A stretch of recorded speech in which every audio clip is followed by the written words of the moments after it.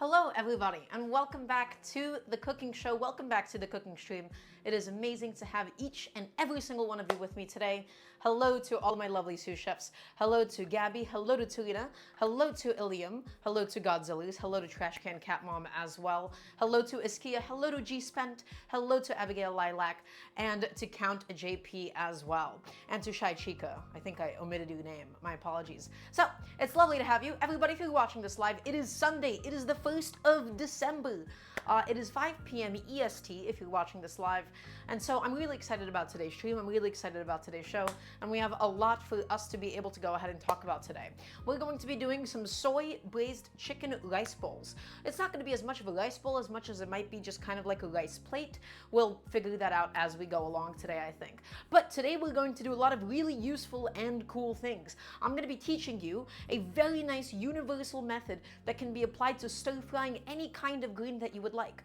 On any sort of Chinese dinner table, you will always find some sort of a green, right? People think it's always about the meat dishes, it's always about like these heavy stir fries, but on every single table, there will always be some kind of a greens dish. Okay, we're going to walk through how to butcher a chicken today, the classic, but then we'll be doing a little bit of an experiment. I oftentimes talk about how everybody should get into the habit of buying whole chickens because it is cheaper to break it down yourself, and then you also get the bones as a byproduct. Well, today I bought a whole chicken, but I also bought 2 chicken legs, 2 chicken breasts, and 2 chicken wings to see if actually buying a whole chicken is going to be cheaper, and we're going to weigh it out, and I have all of the prices written down and everything. So we're going to do a bit of an experiment today. I want to prove to you guys live that it is cheaper to just buy a whole chicken.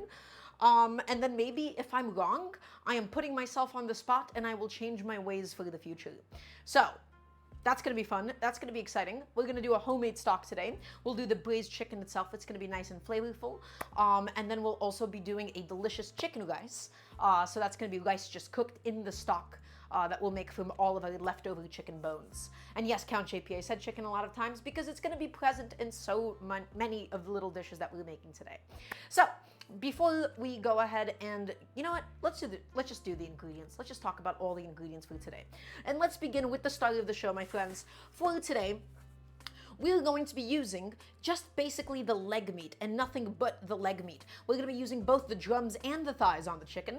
And so I have 1 whole chicken today, as well as 2 legs, 2 breasts, and 2 wings. Because we're going to weigh this out, we're going to go ahead and measure this out, and we're going to see if it's actually worth it to, break down a whole chicken, as opposed to buying each of the parts individually.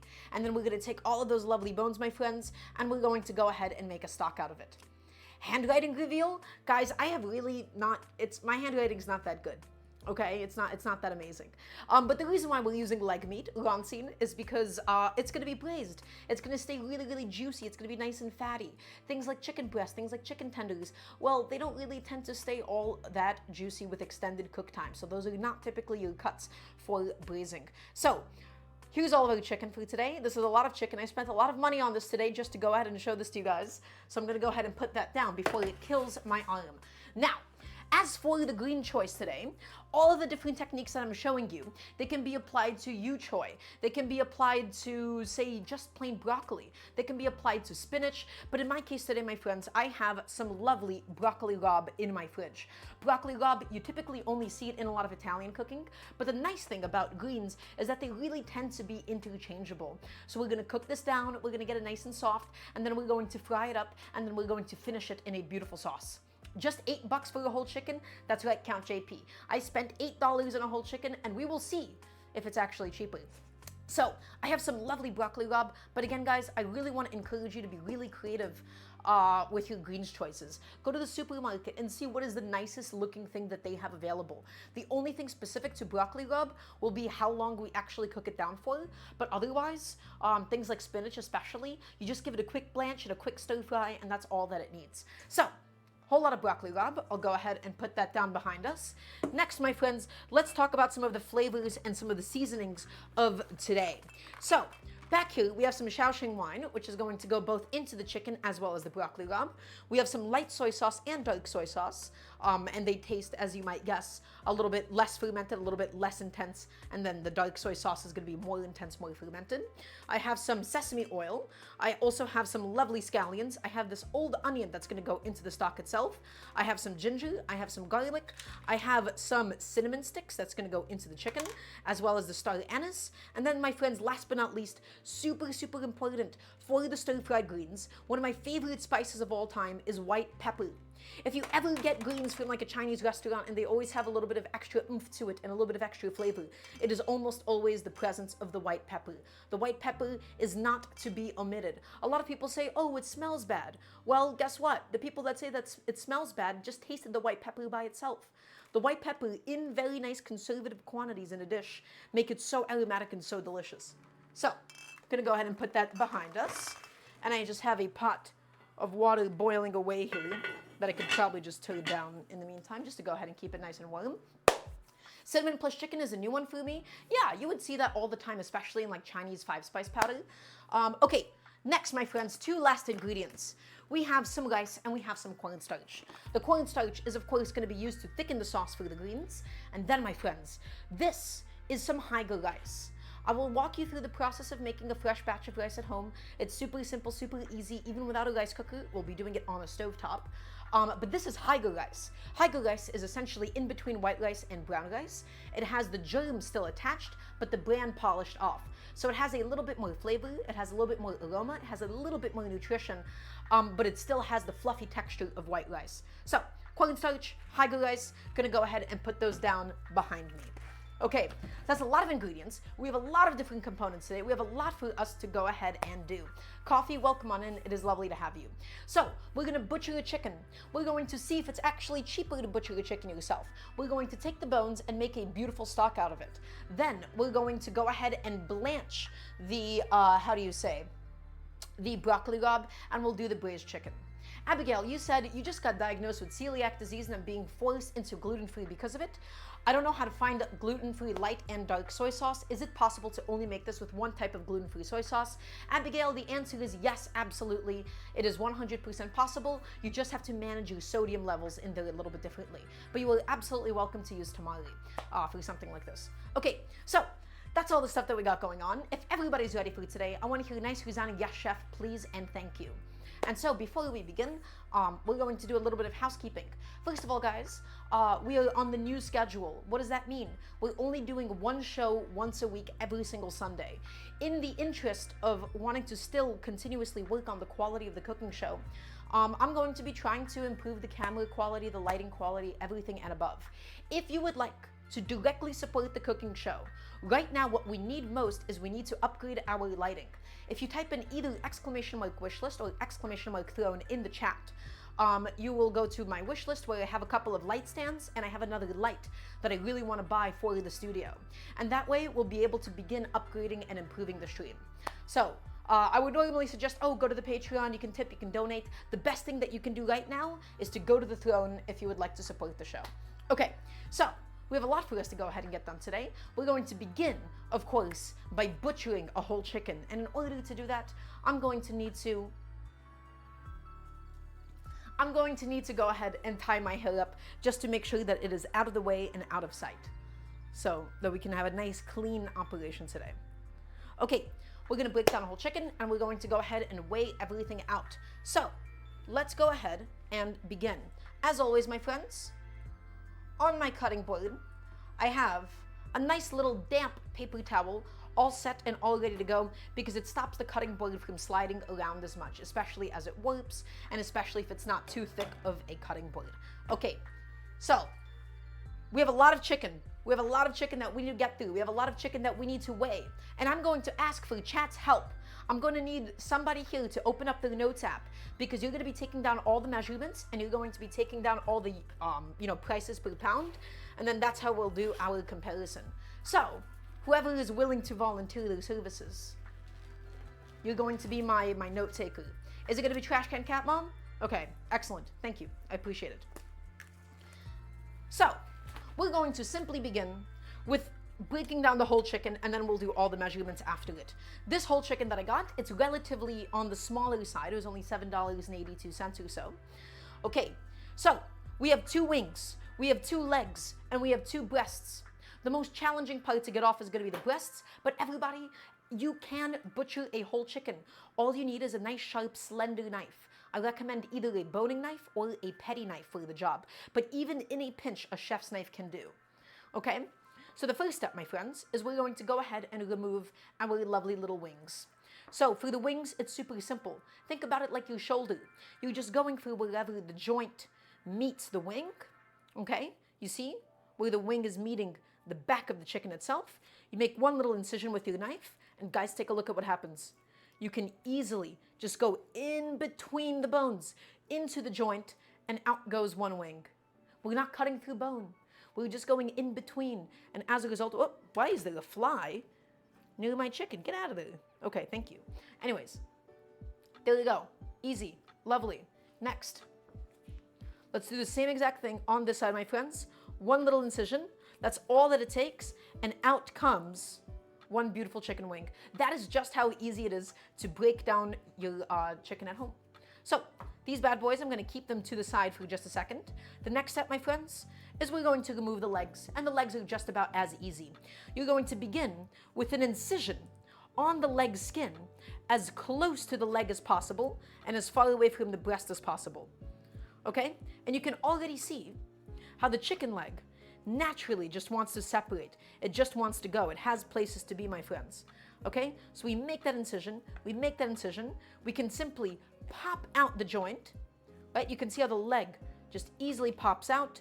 And then we're going to slide our knife as close to the bone as possible. And we're just going to go ahead and remove this lovely little chicken leg. Easy. That's it. Is it okay to practice this on humans, Hot Sauce Jr.? My answer is, well, only if they want to as well, and you have a license. I think this is what doctors get to do. So it takes a little bit of commitment, I suppose. Okay, next one. Ready? Incision. Excellent. Excellent. Go all the way around. All the way around. And make sure you're making that incision on the skin itself and pop it out. Beautiful. Once again, all I'm doing is I'm just taking my knife and I'm getting in there, and out goes another beautiful leg, my friends. So we are now left with just 2 breasts as well as the rest of the lovely chicken bones, which, if you remember, will go back into making the chicken stock for today. At the moment though, I just want to go ahead and move all of my wings, all of my legs away, and we'll come back to them in just a second. Okay, my friends, last but not least, the chicken breast. This is going to be the trickiest part, so I need to make sure that all of you guys are watching for this. So we have the breast. Under the breast lies the chicken tender. We have a little breastbone that separates each side of the breast. And all that you need to start with, my friends, is to make an incision with a nice sharp knife on either side of the breastbone. Okay, an incision. You don't have to go all the way through. We're just going to cut all the way to the end of the skin. And then an L-shaped cut, right? We're making an L. And now we can put the knife down and we can just use our thumbs to basically peel away the rest of the breast meat from the bone. And you're going to see, my friends, it just slides off. It just slides off. It peels off. It peels off. It peels off. Using gloves for this is nice so that it doesn't get stuck under your fingernails or anything. But you're just going to peel this off. You're going to peel it off. You're going to make sure that the skin is fully detached here. Thank you very much. And you'll just peel this off, guys. Peel it off. And away it goes. It looks like it just sharpened its knife. The cuts are so clean. Tarina, I did not. Not at all, actually. Sorry to say. But I will soon. I will this week. Okay, beautiful, guys. Take a look. One gorgeous chicken breast, as well as the tender nicely attached to it. And if we did this well, we will have minimized as much waste as possible. Okay? So, that's one. Now it's time for number 2. Do we slap the meat for good luck too? No, this is not a TikTok show, someone ABC. Ready? We're going to do the same thing on the other side. It gets a little bit more wobbly, but that's okay. Make an incision. You don't have to cut all the way through. And then an L-shaped cut. And now, my friends, once again, we just get our thumb inside and we peel it off. And we peel it off. And we peel it off. And away it should go. Just get your finger in there. Just rip it off, essentially. Gently does it. Gently does it. That's a nice pink color instead of the kind of white or yellow it is sometimes. Honestly, a good amount of that has to do with the diet that the chicken was fed. In Mexico, G-Spent Gaming, you will oftentimes see that the chickens, they tend to be yellow more than anything because they're fed, well, people tend to like prefer giving them a bit more of like a corn-based diet. And so chicken, especially like the fat of the chicken and the skin of the chicken, they really tend to take on the color of the thing that they're eating. So you'll oftentimes see like a yellow chicken. Okay. Now, I didn't do that good of a job with the skin because everybody please forgive me with my very, very dull knife. But guess what? We now have all of these lovely chicken bones. And if you remember correctly, these chicken bones are just going to go into my stock pot, into my pressure cooker pot for today's stock. My chicken is gray. Is that good? Count JP, it depends. So, chicken bones, I'm just gonna go ahead and rip that bad boy in half, and inside it goes into my pressure cooker pot. And now, my friends, this is where the experiment begins. We have 2 breasts, we have 2 wings, and we have 2 legs. I have all of the individual prices at my local grocery store for how much each of those cost. A whole chicken, my friends, was $2.49 a pound. It's a small chicken. I paid about $7.82 for that chicken. The legs, Tarina, write this down. Well, no, Trash Can Cat Mom, you're writing this down, okay? Next, the chicken legs themselves. I got 2 chicken legs. They were priced at $1.99 a pound, okay? And in total, I paid $2.79. I got 1.4 pounds of chicken. Next, my chicken wings. Those were the really expensive parts, my friends. The chicken wings, I got it for $3.99 a pound. I bought 0.79 pounds of chicken wings. That was already by itself $3.15. Last but not least, 2 chicken breasts, $3.49 a pound. $5.86 is what I spent in total. The chicken breasts in total, they weighed $1.86. So those are all of the prices that we need to beat. And then on top of it, we will also get the bonus of having all of the lovely chicken bones with which we'll be able to make a beautiful stock with. So let's go ahead and find out if we were able to indeed beat those prices. Also, it's Trash Can Cat Mom's job, not Tarina. It's not your job. Don't worry about it. So as long as Trash Can Cat Mom got all that, then we'll be okay. Repeat the breasts because you said they weighed $1. No, they weighed 1.68 pounds. 1.68 pounds. There's a lot of numbers. It was all over the place. We'll get to the finish line. We'll get to the finish line. You do pay a lot for the labor of butchered meats. Well, G-Spent. Look at how much time it took for us to butcher a whole chicken. Right? That wasn't that much time at all. So, I think it's time for us to go ahead and weigh some stuff out. I'm going to go ahead and grab a little plate. I'm going to go ahead and tell it. Okay, Trash Can Cat Mom, are you ready? You're going to write down all of those numbers for me. So, I got my plate, I got a tell, and let's just go ahead and begin weighing some stuff out. My 2 chicken breasts will be the first. What is the dollar amount we need to be at the finish line though? Well, it's going to be whatever is 2.79 plus 3.15 plus 5.86. Okay. Excellent. Thank you. So, first, my friends, the chicken breast. I have 0.857 pounds of chicken breast. Trash Can Cat Mom, I will need you to take that number, 0.857, and please multiply it by the pound rate for the chicken breasts. Please and thank you. Once again, 0.857. I'm being so confusing. I know I'm being all over the place. I didn't think this through all the way, but that's okay. I just want to see if the cumulative cost is going to beat the cumulative cost of getting all of those individual pieces. So 0.857 for the whole chicken breast. Next, for the whole chicken legs, my friends, we got 1.01 pounds of chicken legs. Chef, are those ounces or pounds? No, that's pounds. We got 1.01 pounds of chicken legs. Okay, excellent.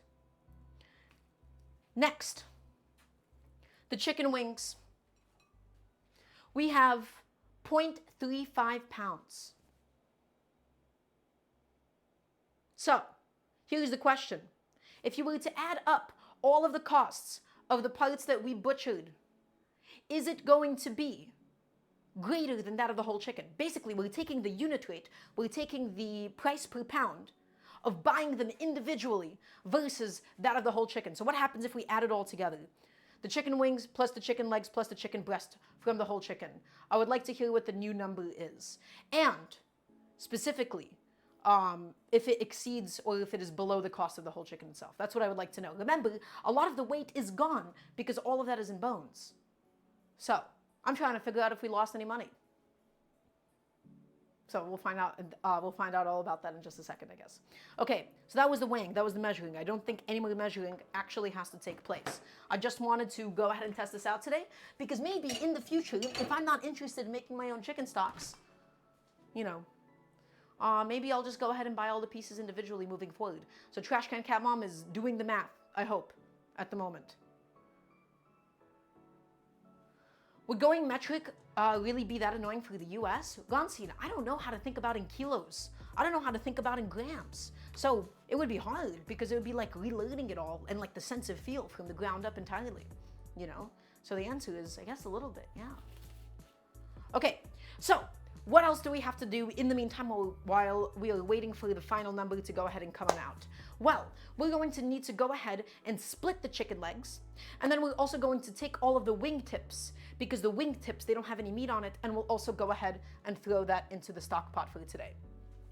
So, I'm getting $6.39. Now wait, hold on a second. Oh, but the pounds are not the same. Oh no, we have a problem here. What's the price per pound? What is the total cumulative cost per pound?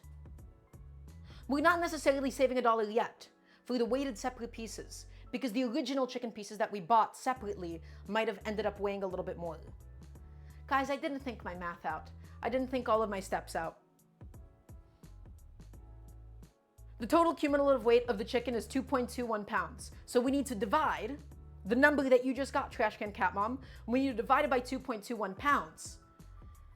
Then we need to add up all of the chicken pieces that we got separately. We need to add up all of the cost of those chicken pieces and then divide the two together. Man, why did I make this so complicated? I could have just done this myself instead of instructing somebody else to do it. Trash Can Cat Mom, you have all the numbers. Do it. You'll do amazing. Chat, can we please encourage her? Can we please say, go Trash Can Cat Mom? Everybody in chat, please and thank you. Okay, we have not made a conclusion yet, but that's okay. Please encourage her. Thank you. This is the stream where the chef proves that they're on the spectrum. No, Annie, this is the stream where I prove that I did not do any preparation in advance. Okay? That is what happens here. Okay, so guys, we have to go ahead and just simply take the wing tips off. And if you need a number again, by the way, let me know. If you need the cost per whole chicken, if you need the cost of any of the parts, just let me know. Okay, all of this stuff, guys, all of the breast, all the tenders, all the legs, we'll be putting that away and we'll be putting that behind us for now. I'm going to go ahead and get these chicken wings, and you can see that they're much bigger than the other ones, but that's okay. So, here's the wing tip, here is the flat, here is the drum. The wing tip has no meat to give, but it does have collagen. It does have bones, my friends.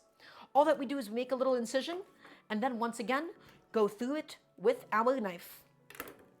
Nice and easy, and it should come off without any trouble at all. One wingtip, beautiful. Next wingtip, take it, incision, incision. See where the joint is. Snap it in half, my friends. Nice and simple, nice and easy. And then simply cut through the joint, and you will obtain a wingtip. In this way, we are just maximizing the amount of bones for the stock today. Okay.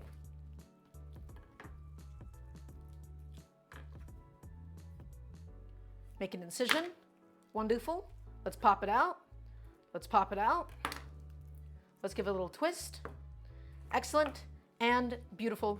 My friends, these chicken wings can go ahead and get safely put behind us, as I have no use for them in the moment. And now the rest of these wing tips can just go ahead and get thrown into my pressure cooker pot. Okay, So that's good for now. Let's talk about the rest of the ingredients that need to go into the stock. Everybody, regardless of whether or not a whole chicken is going to be cheaper than buying all the parts individually, the magic of it is that we get all of those bones. And with those bones, we get to make a delicious homemade stock. It is so much better than store-bought chicken stocks, my friends. It is more flavorful, it is more rich, and you get to use up all of your existing byproducts. Now, another really nice thing about it is that you get to use up a lot of existing leftovers.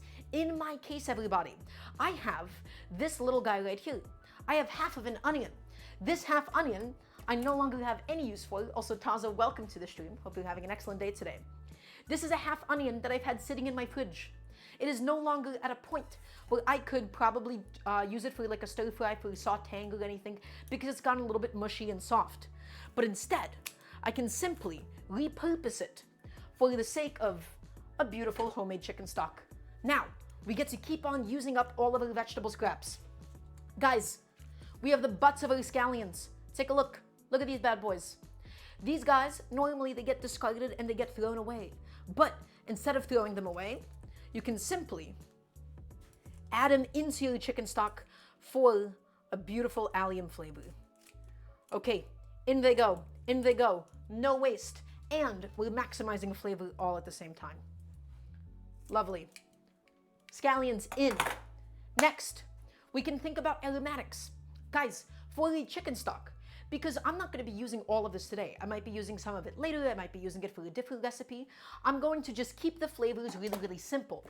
A flavor that is universal to just about every single existing cuisine is going to be some lovely bay leaves, my friends. So we'll just add those in for the aroma as well. Whole bunch of bay leaves go in.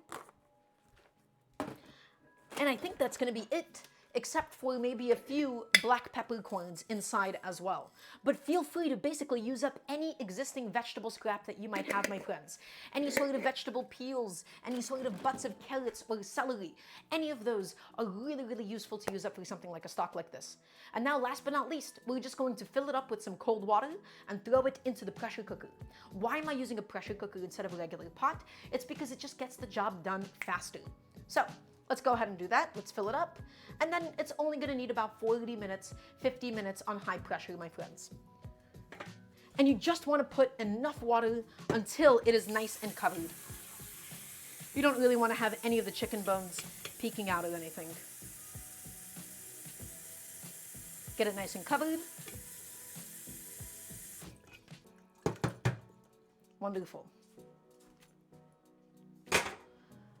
Just going to quickly move that around.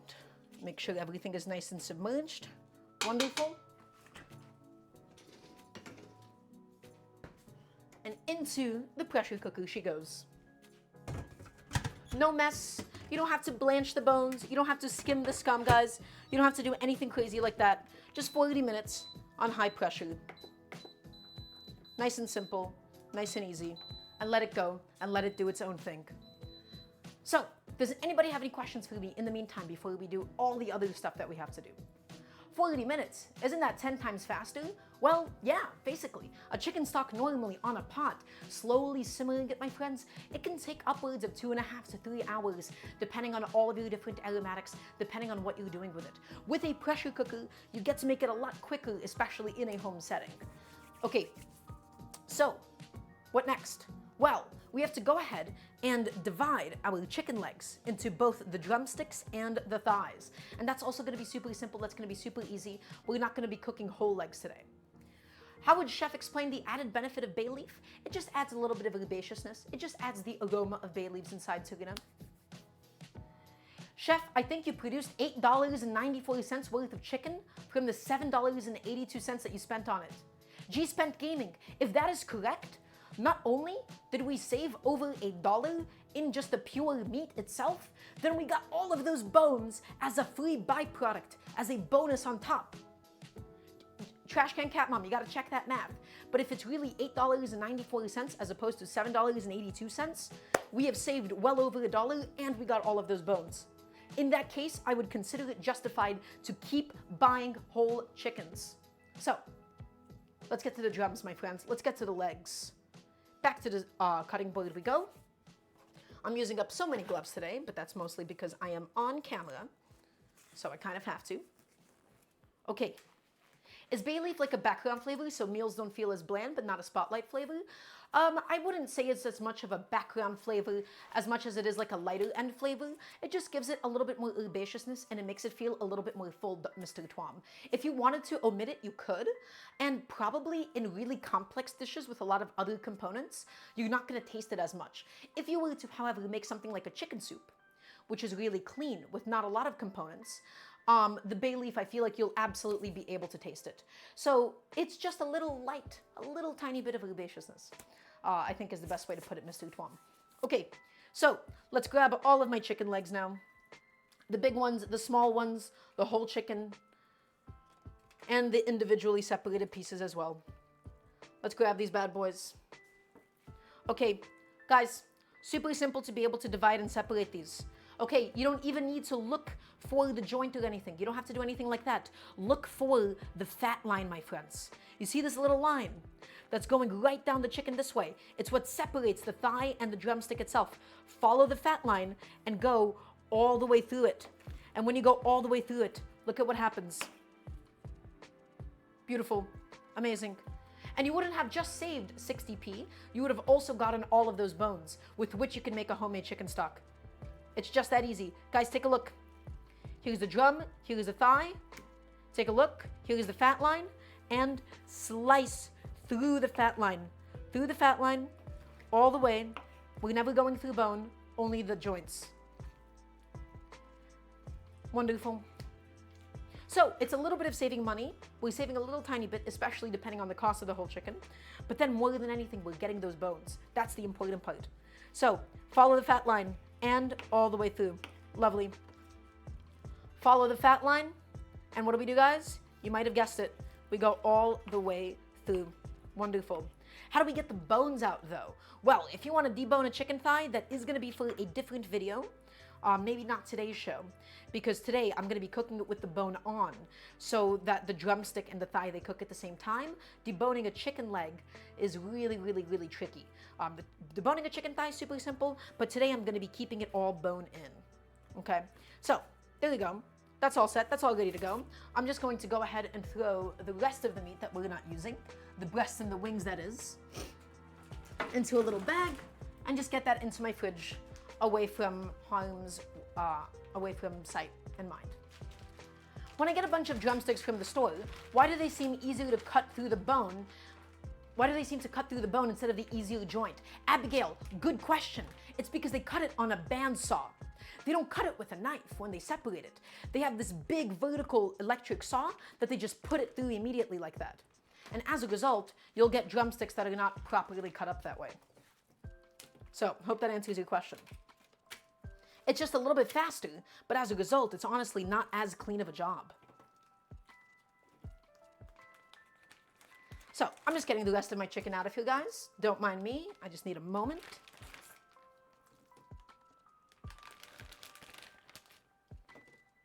Just getting that thrown into a little baggie. Getting my Post-its thrown away. And then I'm also just going to be putting the rest of my legs and thighs onto a sheet tray for today. Okay, I'm using up so many gloves today, but again, that is a tragedy of being on camera sometimes, I suppose. And of course, guys, if you have any and all cooking questions at any point in time, please remember, you're always welcome to ask me. And no, the paper towel's under the cutting board to stop it from moving around so much, because it creates, there's a fly, because it creates a little bit of extra friction. It almost adheres to the surface. Okay.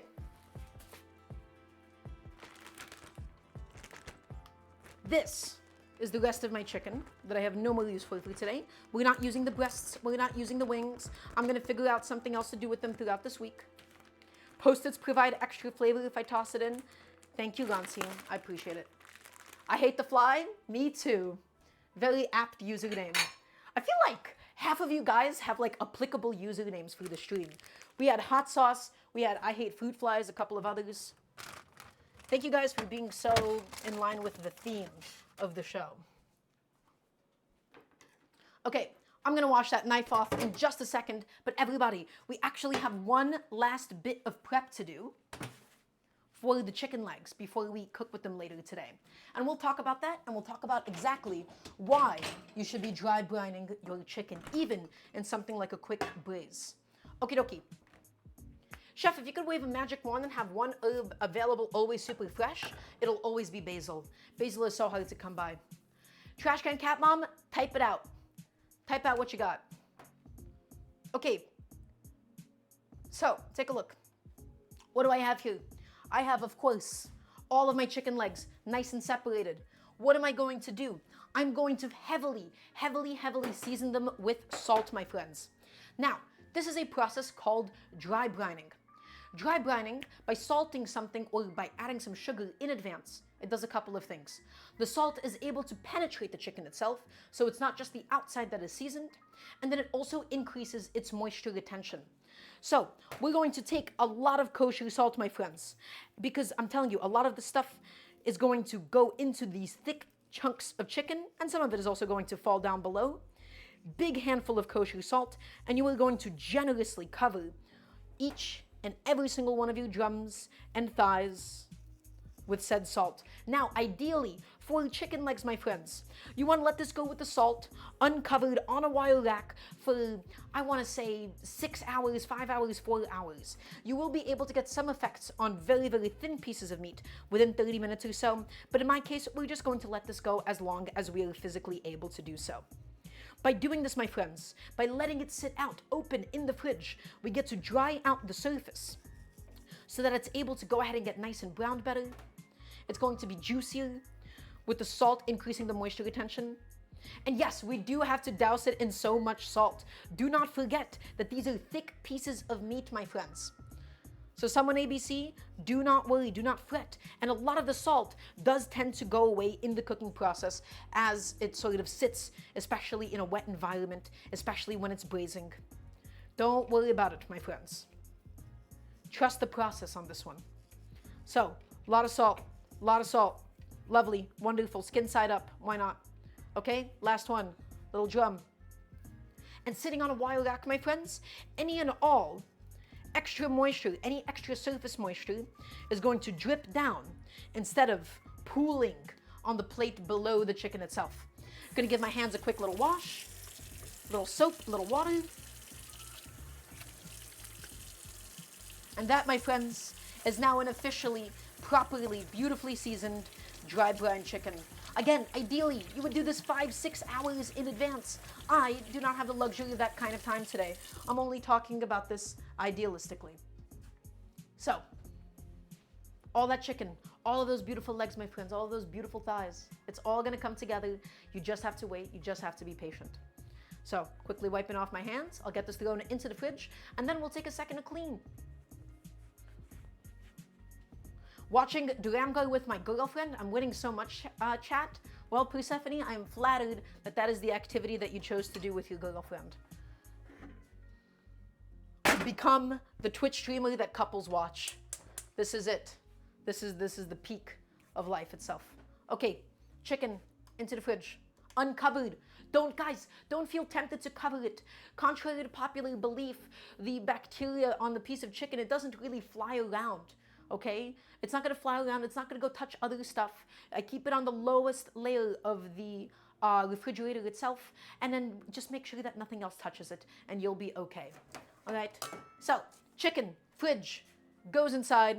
Again, ideally 5-6 hours, but in my case, it's just gonna be maybe 30 minutes, maybe an hour. It'll still help a little bit.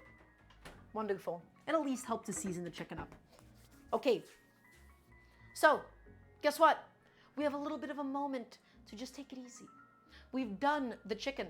The chicken bones themselves are being transformed into a beautiful stock. When we don't have anything to do, maybe when we're in between tasks, we think about what can we throw away? What can we put away? And what can we clean? My waste bowl that is full of trash, I can go ahead and dump that out. My knife that I have in the sink for just a second, I can go ahead and give that a nice quick little wash. Okay guys, remember, when you cook at home, you clean as you go, and I'd love to hear a nice yes chef while I wash my knife. When do we add MSG King of Flavor though? Someone ABC, we could absolutely add some MSG into the cooking process of the soy braised chicken itself. In fact, it would be quite traditional there as well. I should still have some. We can absolutely do some MSG. It's just gonna give it a little bit more It's gonna give it a little bit more flavor. It'll make it really, really nice and delicious. So, my knife deserves a quick little wash. Just getting that done.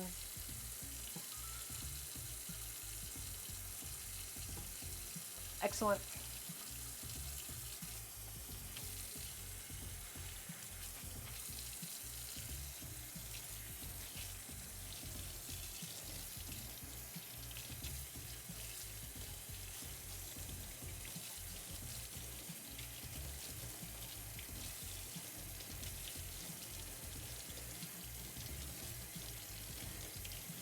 Okay, I have my knife nicely and properly and beautifully washed. I'm gonna get that dried off. And then we can begin talking about the broccoli rabe. We can begin talking about all of the different little bits of prep that we have to go ahead and get done for today. Also, Tanaki TV, welcome on in. It is lovely to have you. This is so cute. This is great. This is wonderful. I'm glad that we have couples watching the show. That's really, really sweet, guys. Okay. I am an MSG defender. Yeah, we can talk about MSG. We can talk about the history of MSG. It's actually quite a complicated one. It's not as cut and dry as some people think it is. A lot of MSG hate, contrary to popular belief, is present in mainland China itself, and it's more of like a regional thing that's going on there. It's seen as like a culinary cheating thing. There's a whole lot of stuff to it. It's quite complicated. Chinese Cooking Demystified did a very good video about what's up with MSG. So, guys, the chicken officially butchered. The chicken legs officially separated and sitting in salt. All of those chicken bones, all of those wing tips, my leftover onion, my leftover scallion, my bay leaves, my black peppercorns, they're all coming together in the pressure cooker and turning into a beautiful stock. So we have a few more components that we need to make for today. You hear that beep?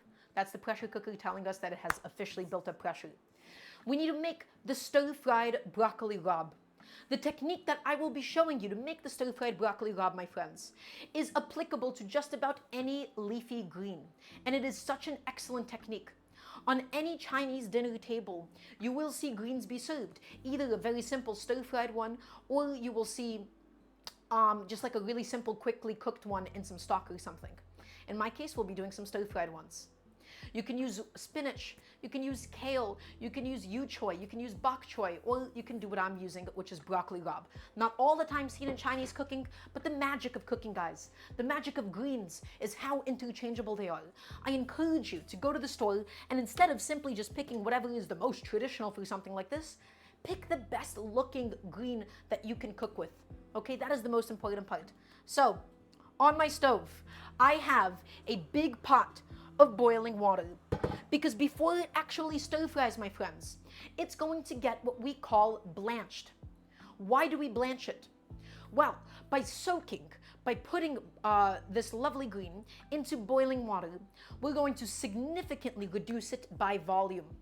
Normally, if we were to take all of these greens, guys, take a look at this, please look at this. Look at how much broccoli rabe I have. If I were to take all of this as it is and try to stir fry it by itself, it's going to take up so much volume, it's going to release a bunch of water into the pan, it's not going to fry, it's not going to saute, it's just going to waterlog your pan, and the greens on top are going to be raw, and the ones on the bottom are going to cook. By blanching it before stir frying it, we simply get to shrink it down. Now, best looking as in freshest looking or best looking as in most photogenic, Tarina, the intersection of both is what I will say to you. Wait, so blanching equals boiling. Correct, someone ABC, but blanching specifically refers to starting it off in boiling water. Boiling can refer to either starting it off in cold water or putting it into boiling water. Blanching is specifically into boiling water for a short amount of time. So, another reason why you would blanch greens, guys, is because it becomes easier to cut. When you have a bunch of big leafy greens on your cutting board, it takes up a lot of space that way. Okay, so here's the order of operations. Broccoli rabe, into the boiling water it goes, and then over a colander, and it's just going to go ahead and sit here. For other greens, more delicate ones, something like spinach, for example, you would typically shock it in an ice bath. However, broccoli rabe actually enjoys extended cook time to make it not so bitter, to make it a little bit sweeter, to make it a little bit softer and not as tough and chewy. Broccoli rabe actually likes about 2 minutes of blanching. So what I'm showing you is only applicable to broccoli rabe. If you were to use yu choy, if you were to use bok choy, if you were to use spinach or something, you go in 30 seconds into an ice bath. Broccoli rabe, no time at all, my friends. Well, actually, the opposite. A little bit of extra time. Let it cook, and then we can just put it directly over the colander. My new stage name should be broccoli rabe. Thank you, Abigail Lilac. I will consider it. We blanch the vegetables until medium rare, and we make it well done in the pan later. Basically, someone ABC, if that helps you to think about it. Okay, but it is not just plain boiling water, my friends. We're going to heavily salt the boiling water. And now the question is, why are we doing that? Well, a couple of things. If we heavily salt the boiling water, it's going to, of course, make the greens nice and seasoned inside and out. And second of all, actually boiling it in salted water, it does tend to keep it a little bit greener, as opposed to just cooking it in plain water without the salt. I don't know why, I don't have the full chemical explanation for you, but you would oftentimes see this in any kind of blanch whatsoever. So, broccoli rabe, inside it goes. All of it in. All of it in. Guys, I'm telling you, broccoli rabe is the most forgiving one to do this with. In she goes. Okay? And this is going to take maybe, I want to say, a minute and a half, 2 minutes. We'll set a timer for 2 minutes. Again, guys, with broccoli rabe, you can't really overcook this guy. He loves extended cook time. He loves to be nice and soft and tender. So, setting a timer, 2 minutes. And then I'm also just going to quickly set up my little colander station. And guys, as this cools, it's going to steam dry. We're going to get as much excess water out of it as possible, and it's going to be fantastic. So, colander, is that big enough? I think it'll be fine. I just don't want to get a different pot. I don't want to get a different bowl or anything. And every now and then, guys, we're just going to go in here and agitate it ever so slightly. Just keep it moving around. Keep it boiling, keep it cooking. Again, if this was spinach, if this was bok choy, it would just take a minute of blanching at absolute most.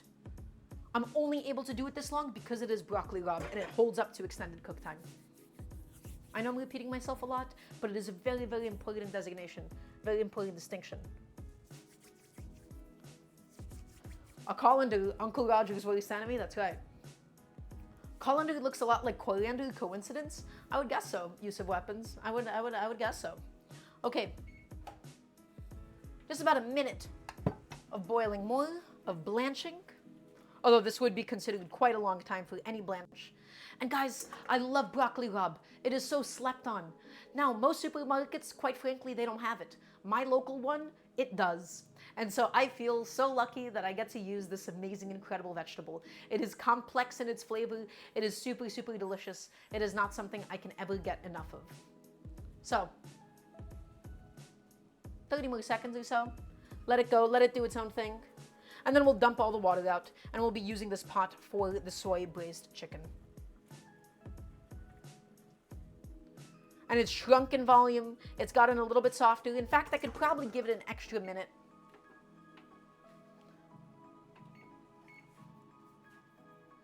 Wait, so we boiled the broccoli leaf for 2 minutes? Not broccoli leaf, broccoli rabe. Drain it and then let it cook in its own heat? Not quite. We're letting it steam dry. The reason we don't put it directly into an ice bath is because then it gets super, super wet that way. But by taking it out, putting it over a colander and leaving it hot, all of the excess moisture is going to steam away so that it's able to fry better later on. So I hope that helps.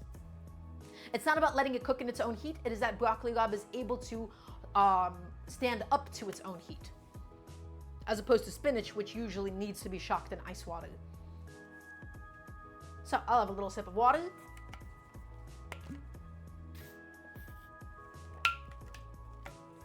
Okay, wonderful.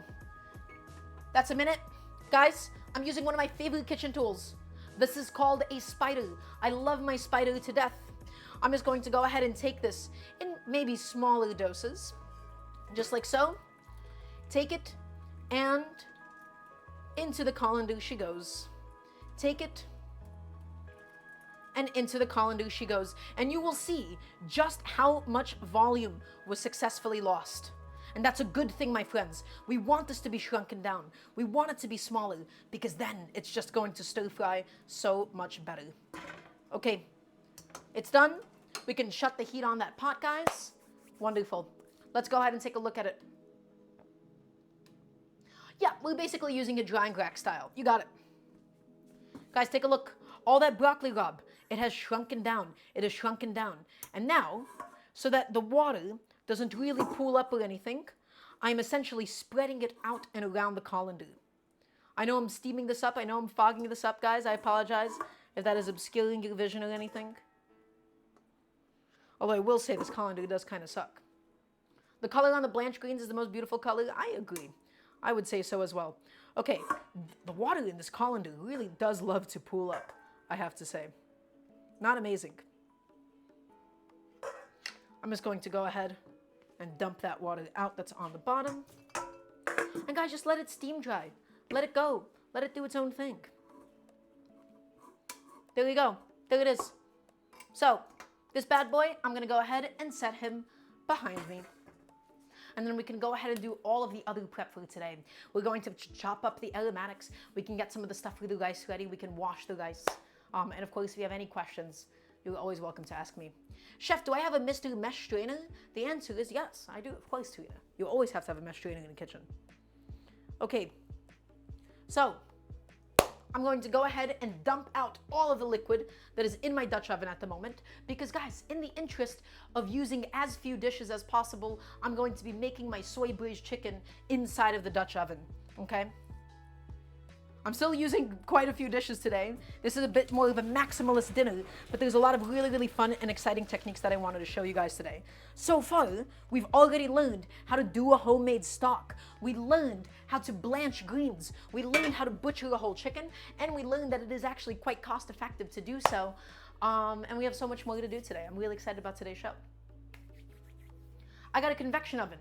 Will I be fine if I use it instead of a Dutch oven? Funny question, someone ABC. Funny question.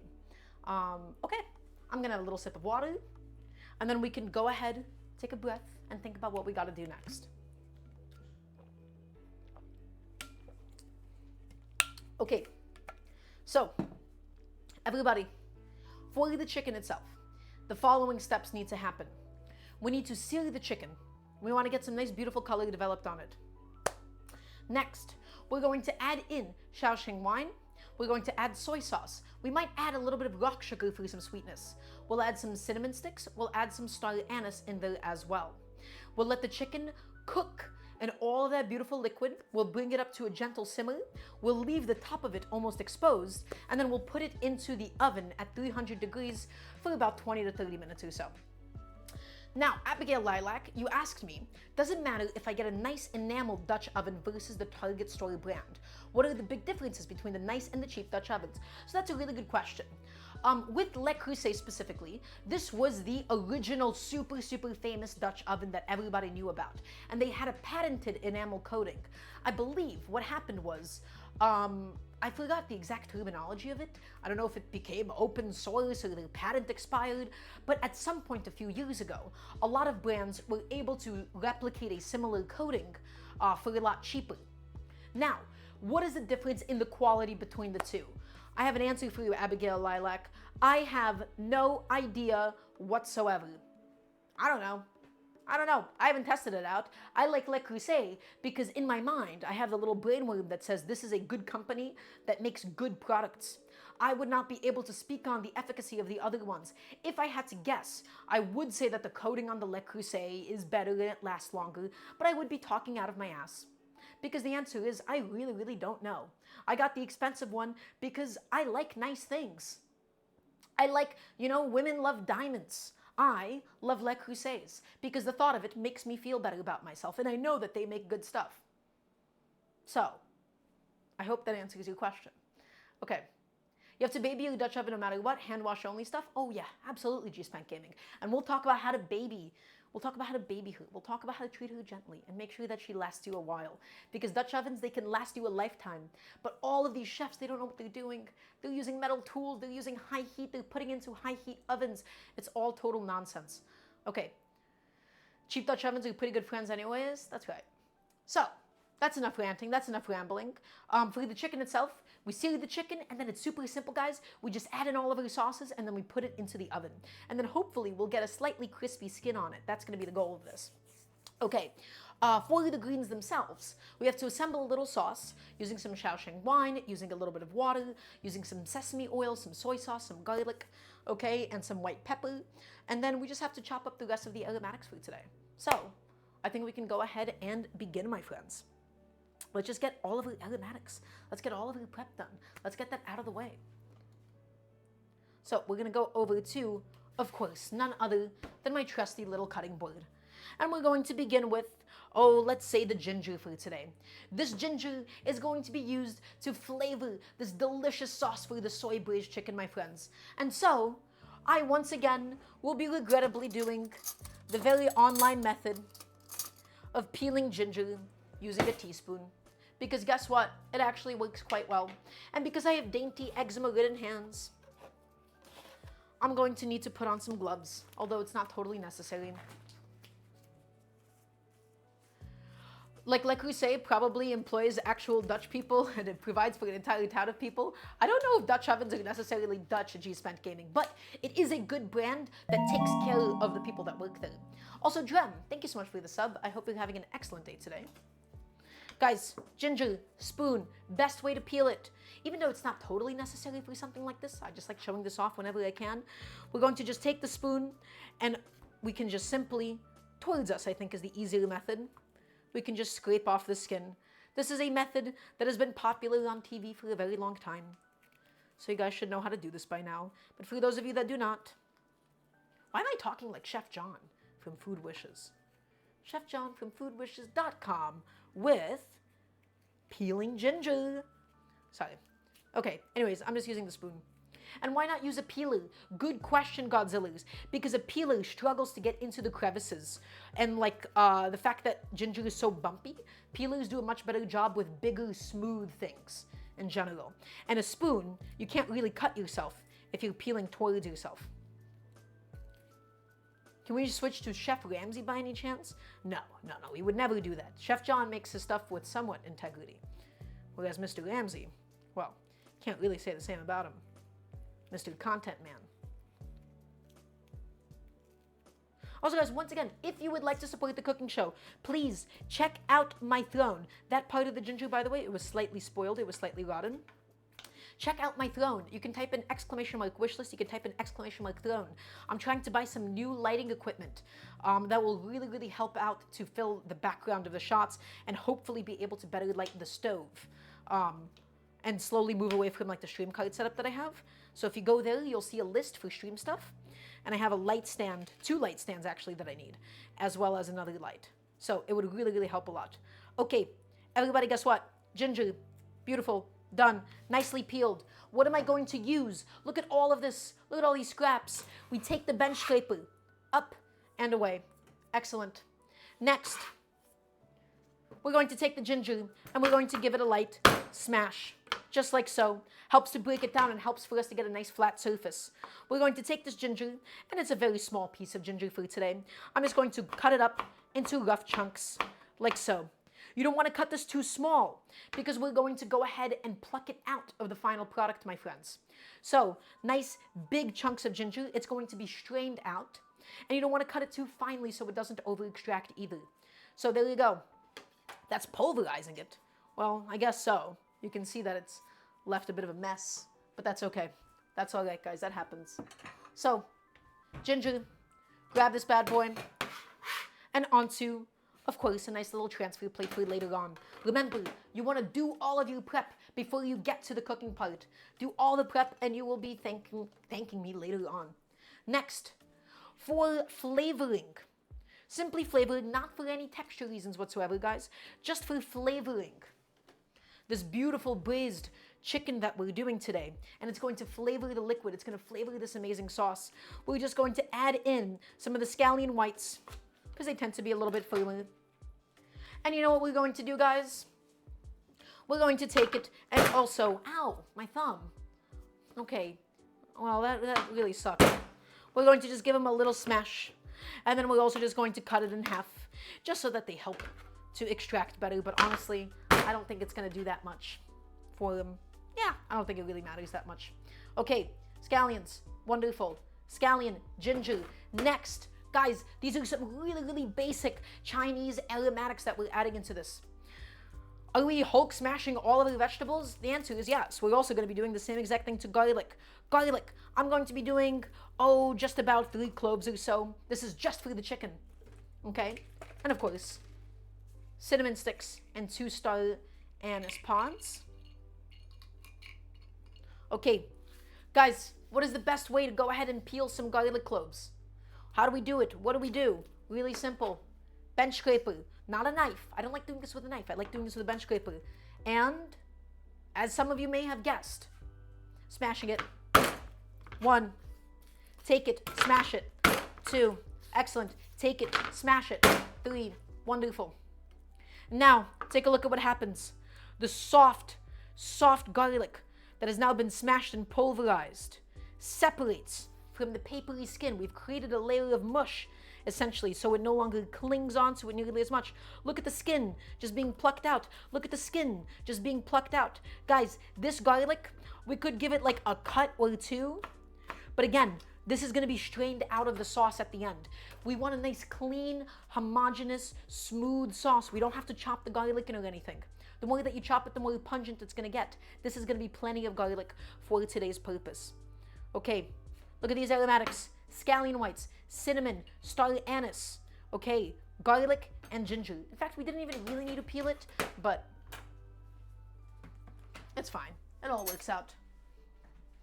Ooh, you know what we'll also do? We'll also do, I believe, a few little Sichuan peppercorns as well. It's going to give everything a nice, lovely nummingness into the final product. So we're going to go ahead and toast those bad boys up. I'm going to come to the stove. And how much am I going to add? I don't know, maybe like a teaspoon or something. Get this Dutch oven out of the way. I'm going to grab a small, cute little frying pan. Whoop, hello. And all that we need to do, guys, is just toast. How many Sichuan peppercorns? Oh, I have no idea. I am not really measuring today. Okay? Guys, measuring and cooking is super overrated, especially when you have a lot of different components going on. When you have a lot of different components, you can't really tell if you added half a teaspoon of this or 1 teaspoon of that. With Sichuan peppercorns, the more that you add, the more numbing it gets. These are not actually peppercorns, I believe. I believe that it's like a part of a flower or something. But Sichuan peppercorns, my friends, if you've ever had that numbing effect, it's not spicy, it's not capsaicin. It's a different compound entirely, and it creates this really, really unique, this very delicious tingling sensation in your mouth. So, turning it on. And guys, just toast it till it starts smoking. Keep it moving. Keep it moving. It is a very small frying pan, isn't it? I think it's really, really cute. Ain't that too many peppercorns? I'm telling you right now, someone ABC, it is not black peppercorns. This is like a teaspoon of it or so. And it's only going to just get extracted in. It's going to give everything a nice, lovely tingliness, a nice numbingness, but not a spiciness. That's the big misconception with these bad boys. So, let it toast. Let it do its own thing, guys. Let it toast. Let it toast.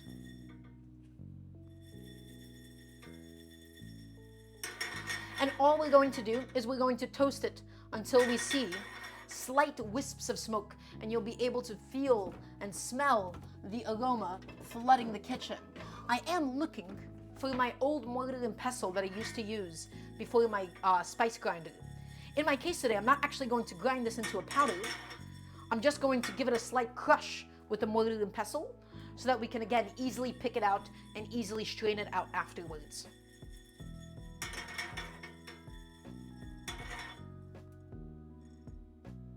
I can hear the crackling, my friends. I can begin to smell it. It smells wonderful. It's super aromatic.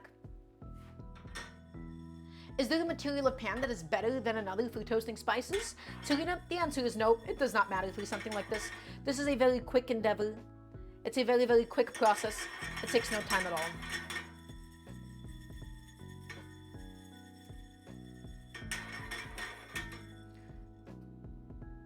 Just until we see very, very slight wisps of smoke, my friends, and keep it constantly moving.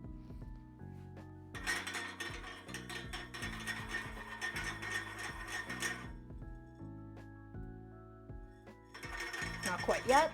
Get back in there, please and thank you.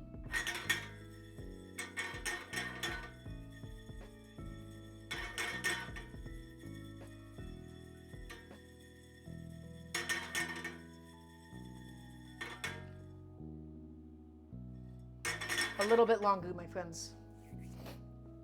What happens if you burn the peppercorns? It's just going to be super bitter, someone ABC. You really quickly go from really nice, warm, toasted spices to something a lot more bitter and a lot more unpleasant very quickly.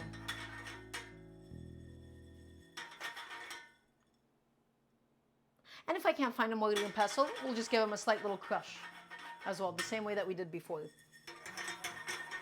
Although, my mortar and pestle, it shouldn't be that far away, guys. I don't know where it is. I stopped using it. Oh, I might just use the molcajete. But in the molcajete, I think all of my spices are just going to get lost. Okay, slight wisps of smoke. Wisps. I hate saying wisps. It's a difficult word for me sometimes. Okay, slight wisps of smoke. Wisps of smoke. Sichuan peppercorns nice and beautifully toasted. Just going to let that pan cool down for a second. And so I'm just going to go ahead and find wherever my little favorite kitchen tool is, wherever you want. I'm saying favorite to make him feel better despite the fact that I haven't actually used him in a pretty long time. No! Wait a second. Did I leave him? Did I get rid of him? I shouldn't have gotten rid of him, but I might have left him at my other place before I moved out. Because I moved out very briefly. Did I bring 2 mortar and pestles with me? Did I leave him behind?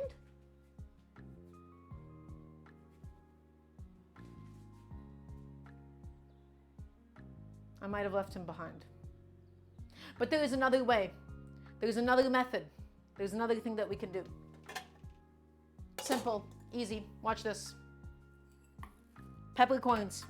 Pan. No, don't smack it. If you smack it, you're going to make a big mess. Crush. Just like that. Go around, spread it out a little bit. Crush. Just like so. Go around, spread it around. Crush it. Go around, spread it around. Crush it. That's fine. For today, that's going to be just fine. I'm a little bit upset. I can't lie. Okay. That's good. That'll be good enough. I'll need this guy a little bit later, so I'll just set him behind me. Peppercorns. Why do we do that, not a Hulk smash? If you Hulk smash those peppercorns, they're gonna go flying all over the kitchen. Unless you do it under like a towel or something. But it will absolutely make a mess. You just wanna go around and just kind of grind it as you go. Okay, guys, Sichuan peppercorns, nice and aromatic, beautiful. Star anise. Cinnamon sticks, scallions, ginger, garlic. Do you see the amount of flavor that we are building on this little plate, my friends? Do you understand how much flavor this chicken is going to have? We're missing one last component though, and that is going to be some rock sugar. Rock sugar, you see it used all the time in Chinese cuisine, a lot of it in Vietnamese food, a lot of it in Thai food. Now, what happens if you do not have rock sugar? Let me tell you right now, guys. You are welcome to use any kind of sweetener that you would like. You want to use brown sugar? Go ahead. You want to use honey? Absolutely. You want to use just plain old white sugar? All of those would work. Do not go out of your way to buy rock sugar just to make something more traditional. The most authentic thing that you can do is use up the ingredients and the flavors and the stuff that you have at home before anything else. I already have rock sugar, so I'm going to go ahead and use it. But you could basically use any kind of sugar that you would like. What is rock sugar? Excellent question. It is cane sugar that has not been fully refined yet.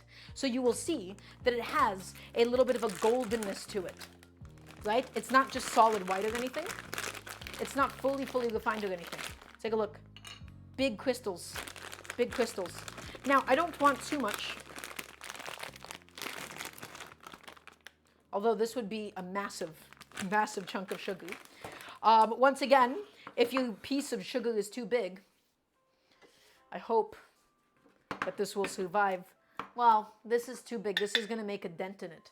There's a few ways to beat it up. You can use a rolling pin. I don't actually really know how I'm going to break it down. So in fact, I think I'm just going to opt for a slightly larger chunk of rock sugar. Yeah, these are not pebbles. Okay, I have a bunch of sugar here. I'm just going to use the small one for today, and then I'll be just fine. It'll just melt in slowly. It'll take a little while for something of that size, but it'll be okay. Okay, rock sugar, I think that's going to be plenty for today. Guys, here's also another thing about this dish that's so special. If it's not sweet enough, if it has too much of this, if it has too little of that, you can always adjust. This is not one of those things where you have to get all of the measurements perfectly right on the first go. If you want to have a little bit more of a certain spice, if you want to have a little bit more of a certain sauce, you can add it in at basically any point in the process. Okay, wonderful. That's that. It's looking good. These, my friends, minus the stock, minus the soy sauce, and minus the Shaoxing wine, are all of the beautiful flavors for today. Rock sugar, cinnamon sticks, star anise, gonna give it that licoriceiness. There's sichuan peppercorns, it's gonna give it that numbingness. Garlic for the aroma, as well as the ginger, and then the scallions for a nice little alliuminess to it as well. This is going to be one flavorful sauce today. So let's put all of that behind me and into the past, my friends. Now, we have to also prep the sauce that is going to be used for the stir-fried broccoli rabe. Okay? What's the difference between the wine that you're using and normal wine? Good question. This is Shaoxing wine. Now, not exactly Shaoxing wine. This is closer to something called liaojiu. If you want to learn more about that, there's a lovely channel, Chinese Cooking Demystified, that talks about this. It's a bit of a misnomer. Shaoxing, I believe, refers to a wine from a certain place. Anyways, that being said, what is the difference between this and other wines? Red wine, white wine, it adds in a lot of acidity, and it adds in a lot of sweetness, and it also adds in the aroma of that wine. Shaoxing wine, on the other hand, is a little bit higher in proof, I would say. Was it 15% by volume? Something like that. And it adds almost, maybe this is an unpleasant way to say it, but it basically adds kind of like an astringency to it. It adds a little bit of saltiness. It's salted so that it is not edible just by itself. You can't drink it as it is. Doesn't that bottle say Shaoxing, which is just the same name as Shaoxing? Yeah, people spell it all kinds of differently when you're anglicizing the spelling of it, okay? So what is it really adding? Well, it just adds in a little bit of aroma and it adds in a little bit of flavor. It's not a very strong flavor as far as they go, though. Okay? So, astringency. Astringency. I don't know why I'm struggling with that so much today. Shaoxing wine. That's going to be used for the sauce for the stir-fry as well. Okay, let's go ahead and get the stir-fry sauce components ready to go for today. Now, one of the key ingredients, my friends, is going to be the white pepper. This is one of those components that you do need to measure and that you need to make sure that you don't use too much of. Now, you might be asking me, why? Isn't this just like black pepper? I can add in as much as I want without any consequences. And to that, my friends, I say no. You cannot just add as much of white pepper as you want. White pepper is strong. It's pungent. It is delicious. But a little too much white pepper, and your whole dish tastes like white pepper. And that is not what you're looking for. You could shake it in, or you could measure it out. I'm using just about 1/4 teaspoon of white pepper, and that's it. If we need more, we can add more. You can always add more, but you can't take any away. That's right, you got it. Bam. Oh, bam. I was watching Emeril Lagasse recently. That's why I just said bam. I don't know why I'm so ashamed. Emeril Lagasse, actually, his show is pretty good. But that's where it came from. It was just instinct. Okay, that's one. Next. What do we need for the sauce, guys? Well, it's actually all, hold on. What is happening with my spinner here? 1 second. Just gotta fix something. Okay. Next, soy sauce. This part, we don't really have to measure it as much, guys. I'm just gonna go in with a little splash. 1, 2, this is light soy sauce. If you were to use any kind of soy sauce, it's almost always light soy sauce. Dark soy sauce is mostly for the color. Light soy sauce adds in flavor, and it's a little bit, as the name suggests, lighter. In fact, if you guys are interested, we can sample some light soy sauce and dark soy sauce, and I can tell you guys the difference flavor-wise. So, light soy sauce. Cheers.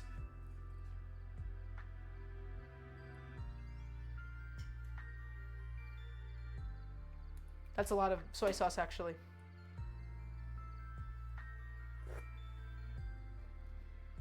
Salty, not super fermented. Nice little alcoholiness at the end of that.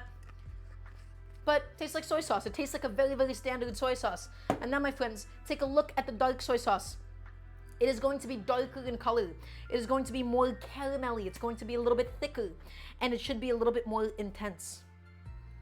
So, little tiny drop. Well, that's not a little tiny drop at all. Is it? Taste some of that. Immediately, so much sweeter. It is sweeter, it is richer, it is more intense, and it's a little bit thicker. Oftentimes in Chinese cooking, you would mix the two of them inside of soups and braises. For greens, you would just use light soy sauce. But guys, honestly, they're mostly interchangeable. But that dark soy sauce, it is much, much more intense. They're two very, very different products. Very delicious. I love dark soy sauce. Okay, is that kikoman? No. One of these is Li Kum Ki, and the other, I have no idea. It's called Kimlan. Okay, so all that we have in here, we have soy sauce and we have white pepper. We need the rest of my aromatics, my friends. Next, Shaoxing wine. How much Shaoxing wine? Not too much. Just a little drop. Again, this is not one of those kinds of things that you can do too much or too little of. You're not going to feel it too much. Just a little bit of Shaoxing wine goes a long way. Now, as for one of the most important components, guys, we absolutely need some cornstarch. And we're going to do about roughly 2 teaspoons of cornstarch. This guy I'm also going to measure out because managing the viscosity is honestly half the battle. Although I don't know where most of my teaspoons and other measures are. I don't really use teaspoons that often. Okay, cornstarch. Very, very, very essential to the viscosity of the sauce. It's not just to make it thick and fun, it's because it helps the sauce to cling onto the vegetables. It helps it to cling onto the broccoli rabe. Does everybody understand? If you do, that would be a yes, chef, please and thank you.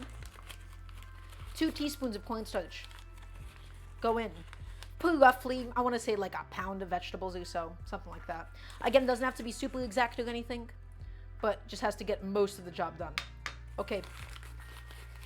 Telling you, the viscosity, you really, really want the stuff to cling onto the broccoli rabe itself. The broccoli rabe does an excellent job by itself as it is, with all of its different textures to hold on to flavor, to hold on to whatever is around it, but it definitely helps to have a little bit of extra help sometimes. Okay, cornstarch gets put away. We might need it later, we might not. I don't think we will. Sesame oil. Nice little drop goes in. We don't want too much. You don't want to overdo it with the sesame oil. And last but not least, my friends, okay, this fly, there's a fly in the kitchen. It's driving me nuts. We're going to do a couple of garlic cloves, and we'll be doing it through the garlic press today. Because you gotta have a whole bunch of garlic when you're doing greens like this, my friends. So I'm doing 4 garlic cloves, and it's all gonna go through. If broccoli rabe isn't broccoli leaf, what is it? Good question. I think it's just related to broccoli. But all of the leaf, all of it is edible. The stem, the leaf, the broccoli itself, everything. It's just related to broccoli, but it's a different vegetable. It's classified as a different vegetable. Now, in order to peel it, we just give it a light tap. We don't have to smash it into oblivion. Light tap. And we just give it a light tap. And we'll be putting it through the garlic press because that is so much easier than by mincing it by hand, excuse me. Okay, 1, 2, 3, and 4. Look how easy it is once you give it a nice little tap, my friends. Get all those peels out of the way. Look how handy the bench scraper is. Oh, get that guy gone. We're gonna cut the butts off because we'll be eating this garlic and we don't wanna eat those dried off butts, do we? Get it gone, get it gone, get it gone. Wonderful. And now everybody, last but not least, one of my favorite kitchen tools, the handy dandy garlic press. Okay? I love the garlic press because mincing garlic by hand, it's so annoying. The garlic sticks to the cutting board, it sticks to the knife. It's a whole thing. Both of you guys at the same time. Oh my God. Anyways, hi Mitzi, welcome on in. It's lovely to have you. Garlic press goes in, and what do? We give it a crush. And what do? As you might have guessed, we give it a crush. And what do? We get it in there and we give it a crush. And last but not least, we take that bad boy and we give it a crush. Quickly scrape that off. Get the rest of the garlic inside. Automod, my Twitch automod is censoring every single use of but because you guys can't control yourselves. Each and every single one of you are just so obsessed with saying but over and over again. I'm tired of approving it. I'm done with it. Okay. Anyways, that's the sauce. That's all that you need, guys. It's super, super simple. It's super, super easy. You will need to go back and occasionally mix this because the cornstarch, it tends to separate with a little bit of time. But let's just talk about what went in here. Sesame oil, Shaoxing wine, white pepper, freshly pressed garlic, okay? A little bit of cornstarch, a little bit of water, and a little bit of light soy sauce. This, everybody, if you ever get greens from a Chinese restaurant, if you ever get stir-fried greens, and you're wondering, wait a second, this just looks like plain greens. Why is it so flavorful? It is this, my friends.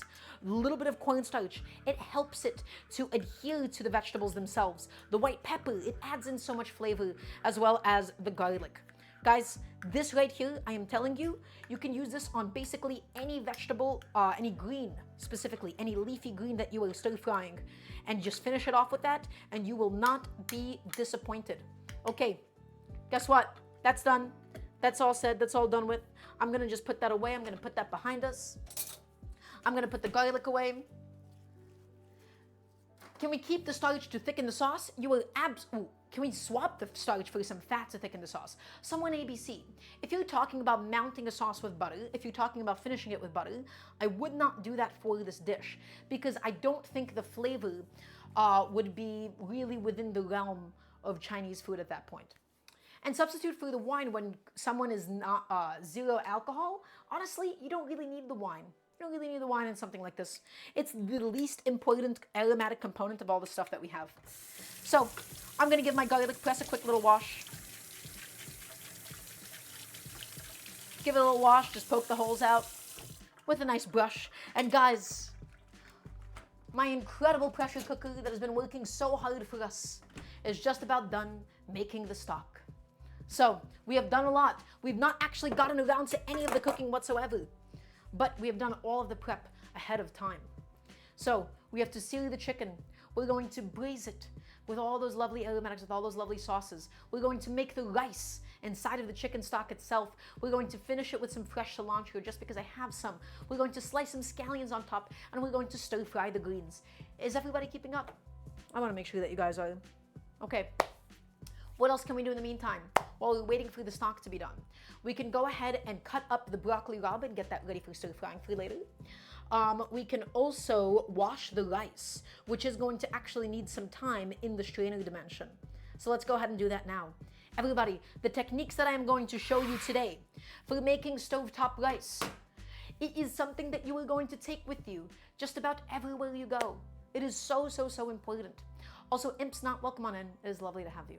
And once again, guys, if you'd like to support the show, I'm trying to get some new camera equipment. I'm trying to get some new lighting equipment. Type in exclamation mark, throw in an exclamation mark wish list, and there's a couple of stuff that I'm looking for. So that's my mandatory show. Okay, let's get to the rice portion, my friends. Today, I'm going to be using Haiga rice, but everything here is going to be applicable to white rice.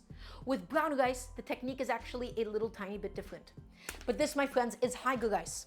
And some of you might be asking me, oh, Daramgar, you're so beautiful, but I don't know what Haiga rice is. So, Haiga rice.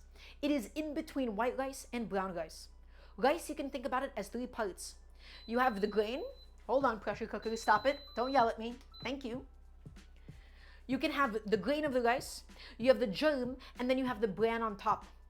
Haiga rice is the bran polished off, which would normally make it brown rice, but it has the germ and the grain intact. It has a little bit more flavor and it has a little bit more nutrition, but its texture much more resembles that of white rice as opposed to brown rice. People don't like the paperiness of the skin of the brown rice, and so I think Haiga rice is very, very delicious. Chef, I've been considering making a lentil soup with tomatoes and cheese for a sort of nutritious pizza soup. Any suggestions? Or does this sound silly? I don't think that that's silly at all. My suggestion would be you just want to do the cheese on each portion. You don't want to add cheese into the cooking process. You just want to finish it with the cheese on top. How do you spell it? H-A-I-G-A. Can any rice be all three of those potentially? That's brown rice, Turina. Bran, grain, and germ is brown rice. So, my friends, when it comes to making rice, you do not need measurements. It's so simple, it's so easy, and everybody can do this at home. You do not need measurements. We will be purely going by eyeball and purely going by feel. However, I would say that roughly a quarter cup of rice is a small portion dry. Half a cup of rice is closer to what I would eat over the course of a meal. Is there a higher version of sushi rice? I'm sure you can find some online. Sure you can find something along those lines online. Okay, I'm going to be doing maybe about a cup of rice or so today because I'm making food too. I don't know, something like that. Okay, high rice. I'm going to go ahead and put it away. Next, we need to go ahead and wash this rice. Why are we washing this rice, everybody? It's so that we can go ahead and get rid of any and all excess starches on it. Washing off the excess starches, it's going to make it a little bit less gloopy. It's going to make it a little bit less mushy. You don't want to agitate the rice too much because it can separate the germ from the grain itself. Okay? So all I'm going to do is I'm going to grab a nice bowl that can accommodate all of this rice. I simply used my cooking vessel to measure it out, essentially. And I'm going to slap on a glove, and I'm going to get to work. And guys, if you have any and all cooking questions while I'm washing the rice, I'm going to be stepping off camera. I'll take chat with me. And then I'll just be going in there, I'll be agitating it, and then I'll be pulling away the water until it runs nice and clear. Then we'll be putting it over the strainer because we don't want it to soak up any of the water. We want it to cook inside of the chicken stock instead, which is going to make it all really, really, really special. Okay? No rice cooker on scene. Not today. Just stovetop. My roommate, my previous roommate, had a rice cooker. I no longer have one available to me. And guys, guess what? I do not need it. Only stovetop rice for us today. And that'll be all right. So I'm going in there. I'm submerging it with as much water as possible. I'm gently agitating each of the grains with my fingertips. Going around and rinsing it off.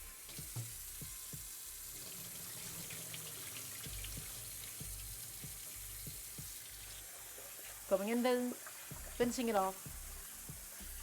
One day in the future, we will have a sync camera. I can't wait for that day to be here. But right now, guys, it's not that time.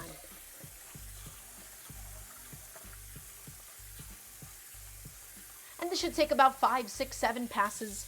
You just want to do this until the water looks mostly clear. The more that you add each time you go, the less total times you have to do it. So just make sure it's nice and flooded. Nice and covered.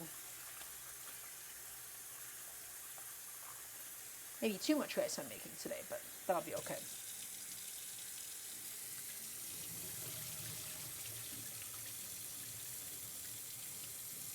And one last pass.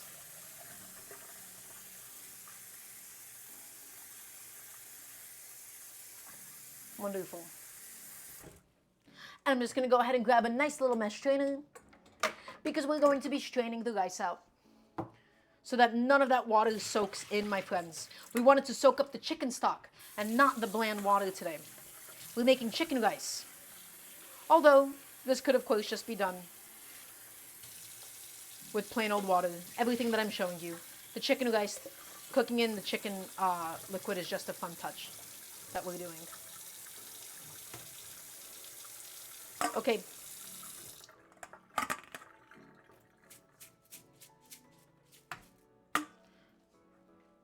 The rice is officially washed. I can put the saucepan behind me. That'll be used for later. And in fact, I think I'm going to use the bowl that I was originally using for the broccoli rabe because it better accommodates the rice at this juncture at least.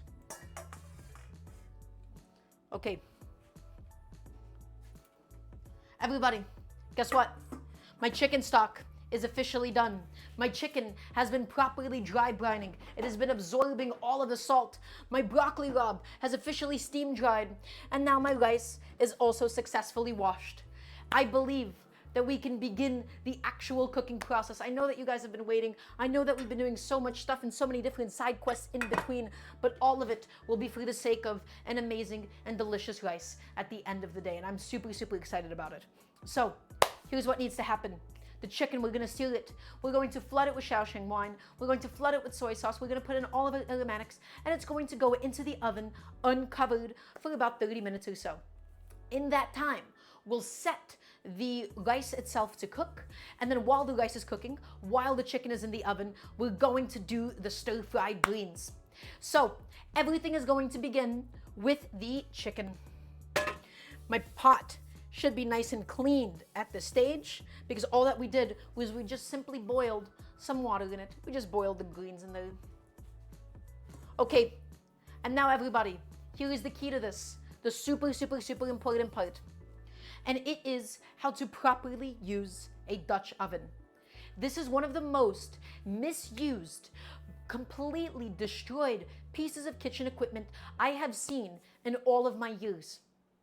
Everybody, I need you to listen, and I need to hear a nice resounding yes, chef, before we continue, because this is so important. This is a kitchen tool. I need to hear it from everybody, each and every single last one of you. This is a kitchen tool that if you love it, it will love you back.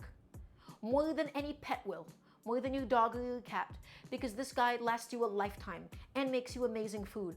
Only things that love you can really do something like that for you, okay? Even people don't last as long as a Dutch oven does. And it will be there for you. You just have to go ahead and properly take care of it. So, look at me, or rather, listen to me. On the stove we go. Now, what do we have here? We have that Dutch oven, of course.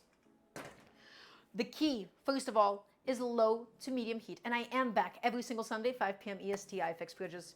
The key is low, medium heat. I'm gonna say it again. Not high heat, not medium high heat, low to medium heat at absolute most. Why? First of all, let's talk about heat conductivity. This is a thick, thick piece of cast iron. If you heat up a thick piece of metal fast, you will develop hot spots and cool spots.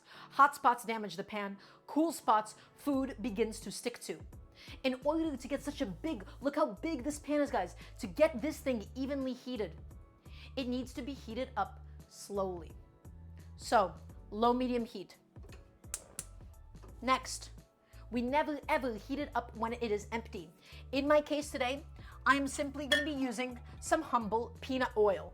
You don't have to use peanut oil. Peanut oil is just classic in Chinese cooking. You see it used all over the place.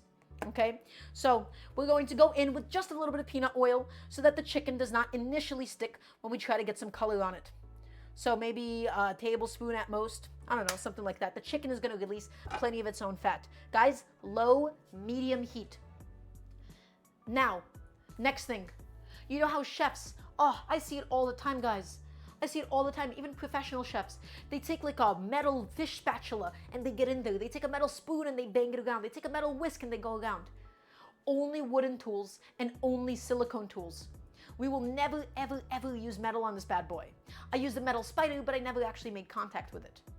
Only silicone and wood. Super important. Everybody thinks that this enamel is somehow resistant to metal. It is not resistant to abrasives. You are not immune to abrasives.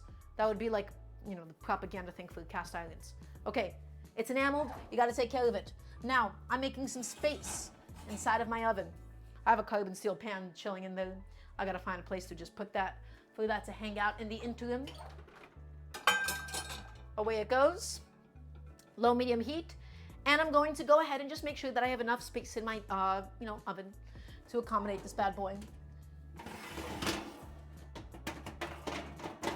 And I believe that should be able to get a nice good fit in there. Wonderful. Low, medium heat, everybody. Let it heat up slowly. Okay, now, here's what needs to happen. We're going to take all of our chicken and we're going to make sure that it is nice and dry. We're going to pat it dry. We're going to remove it from the fridge and we're going to pat it nice and dry, because if we neglect to do so, it's just going to spray and splash all over the pan, and that's just going to make a huge mess.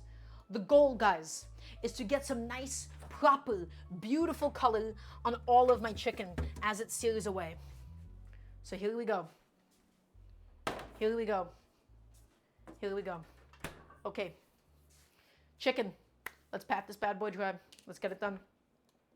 How do we do this? If you really want, you can use a kitchen towel. If you're like me, then you'll just use some paper towels.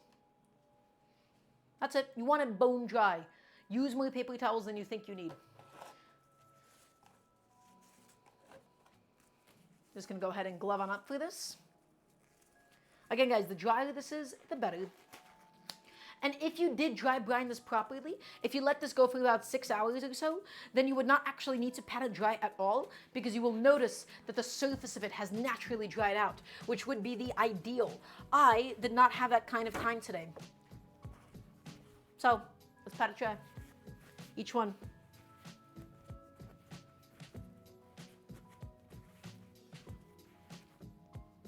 Each one.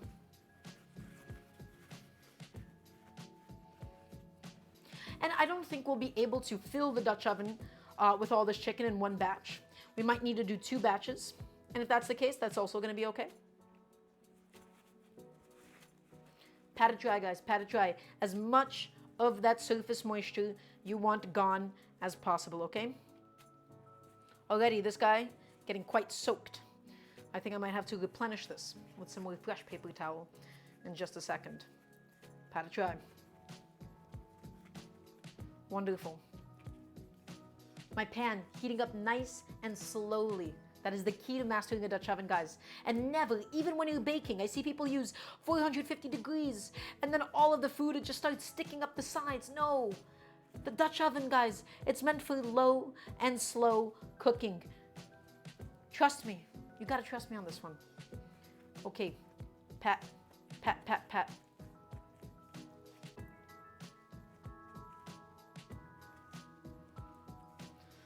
I gotta fix that thigh skin really quickly. It's kind of flopping around. Yeah, this is gonna be probably 2 batches of searing in total. And you can't really overcook chicken legs or chicken thighs, guys. With dark meat, it's so forgiving. If you undercook it, especially the drumsticks, it'll be really tough and chewy.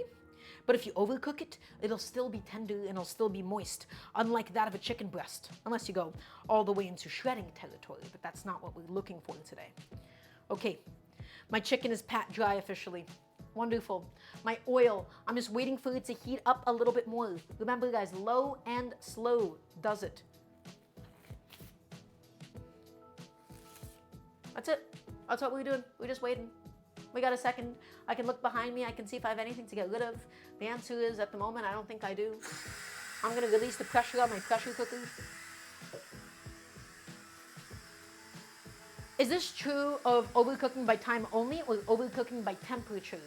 Well, Serena, of course you can physically overcook it. You just have to really want to try to overcook it when it comes to chicken legs and chicken thighs.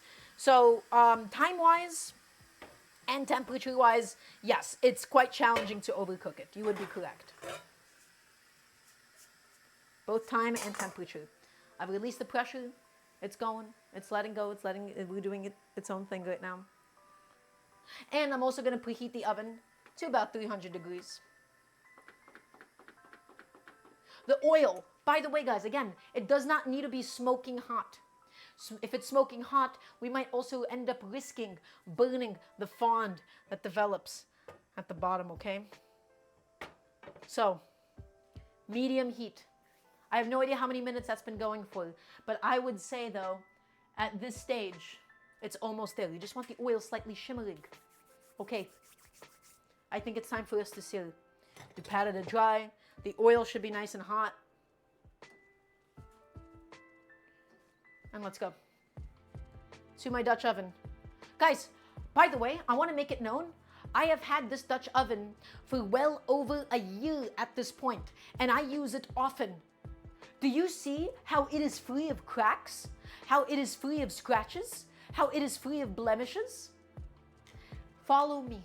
Listen to what I have to say, and then your Dutch ovens can last you a lifetime as well, guys, okay? So, I'm just going to go in with my different chicken pieces. I'm going to go in with a thigh. Closer to the center is where it is always going to be hottest, no matter how well your heat conductivity is. And guys, if it sticks a little bit, guess what? It will naturally unstick itself over time. But look, no sticking whatsoever, even without a scorching high heat.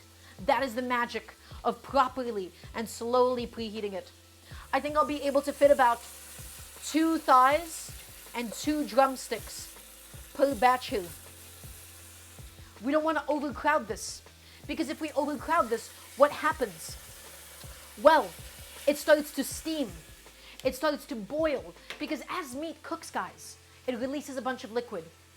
If it is so tightly packed in there that the liquid has nowhere to evaporate to, it is just going to condense and it's all going to stay in the pot, and you're not going to be able to get beautiful browning. You need the negative space. Paintings are not about putting a bunch of paint all in one spot. It's about letting it breathe sometimes. So this chicken needs to be allowed to breathe, okay? Really, really important. And now, my friends, it is searing away. And remember, even if we don't have a high heat, to get a beautiful color on something, it is both heat and time. This might take 3 minutes. It might take 10 minutes. It all depends. But with a chicken leg and with a chicken thigh, you can't really overcook it, my friends. Now, if it's slightly sticking, as chicken skin tends to want to do, you leave it alone. It will naturally detach itself with just a little bit of cooking. Chicken skin always gets a little bit sticky like that. If the pan was hotter, it might have helped out, but don't worry about it. Oh, guys, my chicken stock looks beautiful. That looks gorgeous, I have to say. Very, very pleased with that outcome.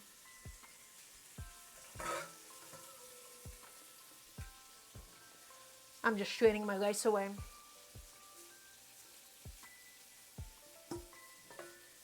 Excellent. The chicken stock smells amazing. It has flooded into my kitchen at this point.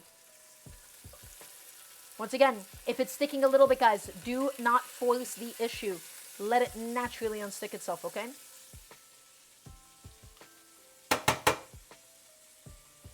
And I've neglected to get a coaster. Did you add salt before putting it on the Dutch oven? So I fixed fridges. It was actually dry brined before all of this. It was dry brined for, I mean, ideally, again, I would do 6 hours, but this was just a few hours. This was just 1 hour, excuse me. So it's already well, heavily, heavily salted, as a few people pointed it out. Okay, in the meantime, I am just going to be making some space. I would like to be able to strain off my chicken stock, so I'm just going to add my rice directly to the saucepan.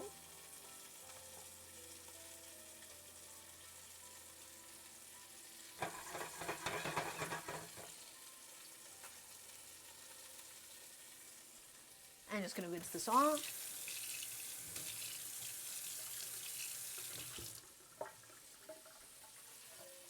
And guys, especially with medium-low heat, I promise you, there is not going to be anything burning on the bottom. We might be able to develop some beautiful fond, but it is not by any means going to be burnt fond, which we do not ever want. We don't want to burn any of those delicious proteins that sort of get to the bottom of the pot, do we?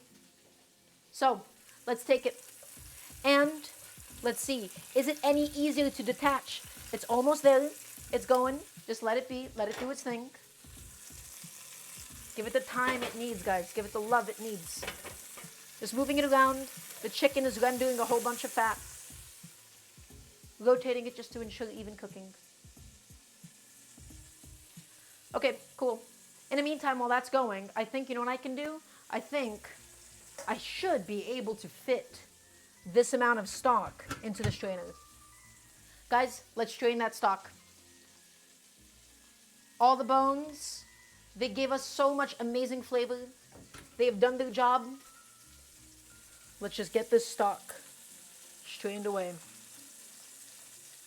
Yep, and it'll all fit.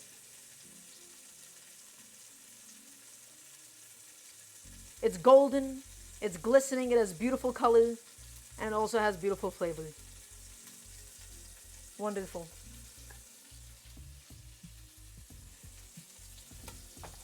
Get that rice out of the way for just a second.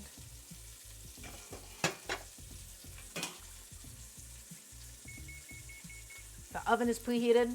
And look at that golden stalk, guys. Look at that golden stalk. It is full of flavor. It is delicious. And it was all made. We didn't go out of our way to buy chicken bones. We simply butchered a whole chicken. Now, back to these chicken legs, guys. Back to them. What's going on with them? What's happening?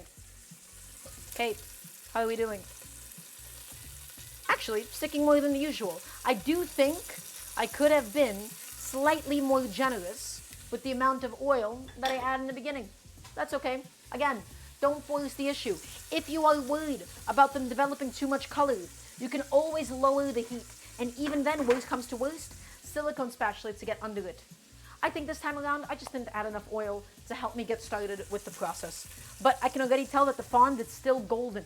If you start to see it getting dark brown on the bottom, then we could force the issue. But right now, medium-low heat, guys. Keep it slow, keep it steady. Ooh, the stock does look beautiful. Very, very pleased. Very happy with how that came out. Okay, is there anything else that we can clean up in the meantime? Well, this I could probably put away. The soy sauce I'm still going to use. The sesame oil I'm still going to use. I don't think there's much to put away for now.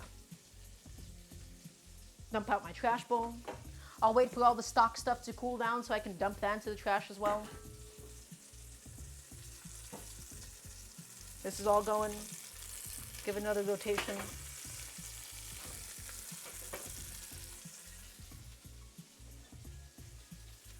What about fond? Okay, there you go. That's beginning. That's beginning to detach. There she is. A little bit more time though. Once again, it'll take as much time as it needs. You can't rush it. You can't force the issue. And I guess I could put my scale away. I could moisturize my hands really quickly. Guys, when you think that there's nothing to do, there is always something else to do in a kitchen. Keep cleaning, keep moving, keep putting stuff away. Take advantage of your downtime. Don't sit down, don't go on your phone. Okay? But when we do actually go in to braise the chicken, we will be getting rid of all of that excess fat because I want my sauce to be nice and smooth. I want it to be nice and clean. I don't want it to be too fatty or anything. Okay, at this stage, what's going on? What's happening? Almost there. Almost there. In fact, this guy probably ready to go. Yep. I'm going to go ahead and take a little silicone spatula just to assist in this endeavor. All of that fond came out, made it a little bit stickier, but we got a nice, gorgeous, golden color nonetheless. Come on, up you go. Thank you. Yeah, a little bit more sticking than the usual today. Again, I think I didn't preheat it long enough, and I don't think I had enough oil to help out. But that's okay. That happens to the best of us sometimes. I know I promised no sticking, but it also has to do with sometimes how much fond ends up coming out of it. Come on, buddy. Out you go. Although I could have probably pushed that chicken skin a little bit more. That one's nice and golden. I could have cooked it longer. I got impatient. I actually got impatient. That's all that happened. I didn't even really need to do that yet. And yet, I did. Simply because I got too impatient live on stream. That chicken thigh skin would have naturally dislodged itself. So, whatever. Yes, fond is all of the proteins that come out of the water, the liquid that squeezes out of the chicken itself. And then once the water evaporates, it's all those proteins that get stuck to the bottom. In this case today, though, yeah, I just don't think I had enough oil. That's okay. That happens. I got impatient. Although this chicken thigh skin is actually being particularly stubborn today in a way that I haven't actually seen before. Come on, up you go. Thank you. The chicken thigh is going to be a little bit ugly. But that's all right. That's all part of the process. Thank you. Wonderful. Give it some good color, and hopefully the next batch is going to be a little bit better. We'll let it heat up a little bit more. We'll let it do its own thing. Just get a little bit of color on there, my friends. I feel amateurish in having made a mistake like that, but that's how you know it's real. And we're all susceptible to impatience. Oh well.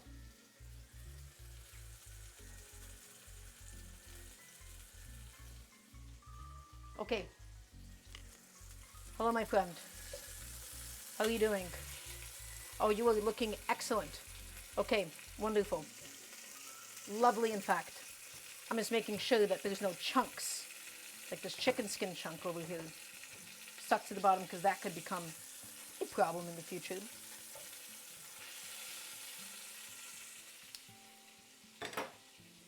Even doctors get sick. That's right, Lansing. That's a great way to put it. All right, I'm looking around. I'm looking behind me. What can go away? What can get put away? That's all wonderful questions. Thank you for asking. This I'm actually just going to transfer on a plate so I can put my sheet tray away and make some more space.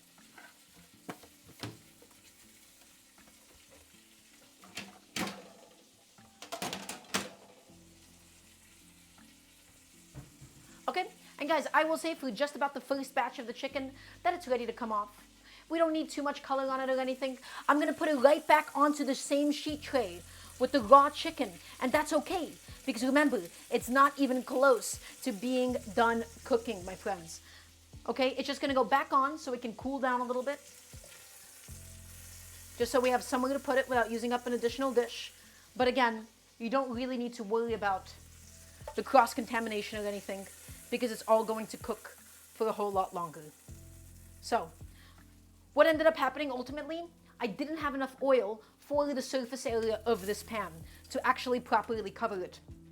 And so as a result, I was not able to get the full effect of its non-stick abilities.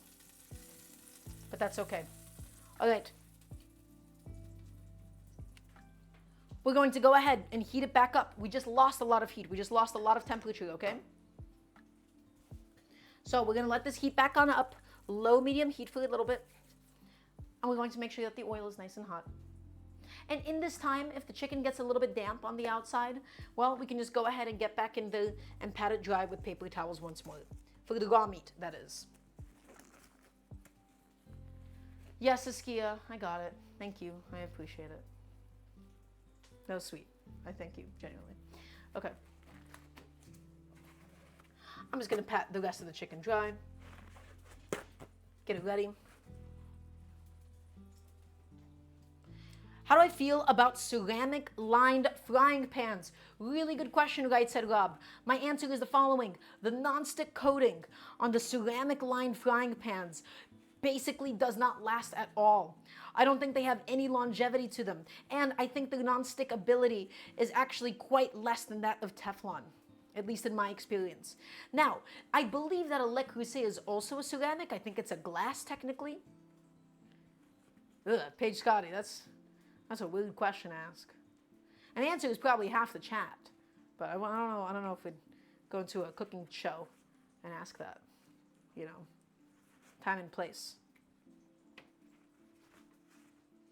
Okay, chicken part 2, my friends. So, all I'm going to go ahead and do is redistribute the oil because my stove is slightly slanted on one side.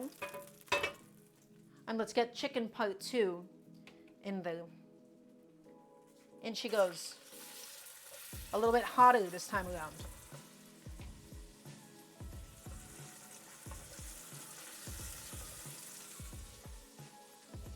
Yeah, but Paige Scotty, honestly, I would say, you know, mind the vibe, right? Because again, this is still just like a cooking show that we're doing here. That'd be my biggest piece of advice, it's something like that.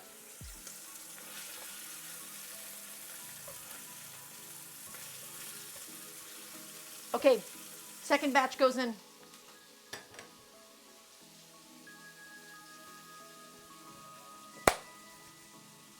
And that's it.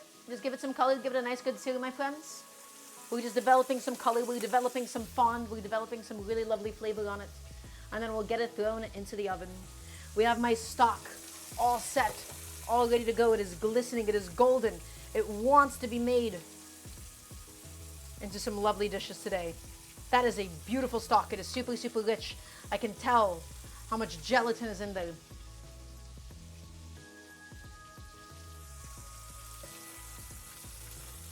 Yeah, there we go. This guy, a little bit more well off with that amount of oil. Yeah, I just don't think I had the right amount of oil the first time around. All of the oil on this pan, it tends to be sloped to the side with the tilt of my stove. And if any chicken skin does end up falling off, it's also going to be okay. It's all going to work out. I wonder what kind of dish the aliens will want when they take over whatever I make. Professor Mukbang, that's the answer. So, that's all happening. That's all going on. How are we doing, guys? We all doing good? We're all hanging out? I would hope. Can have a little sip of water in the meantime.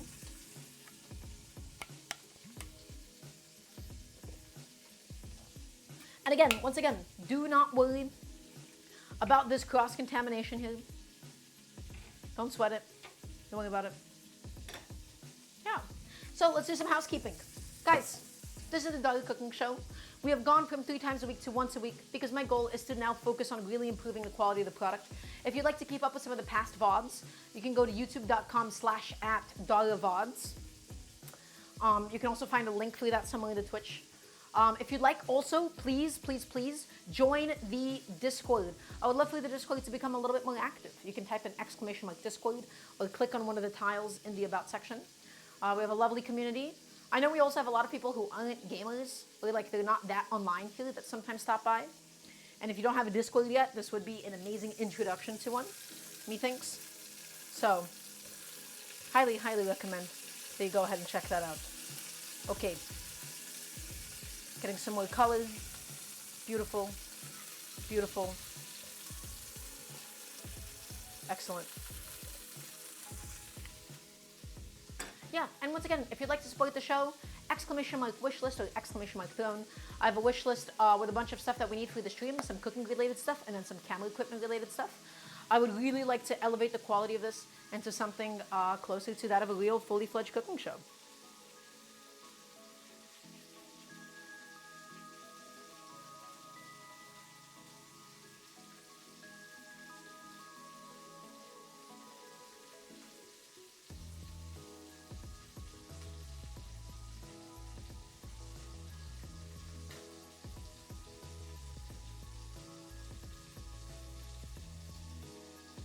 Okay.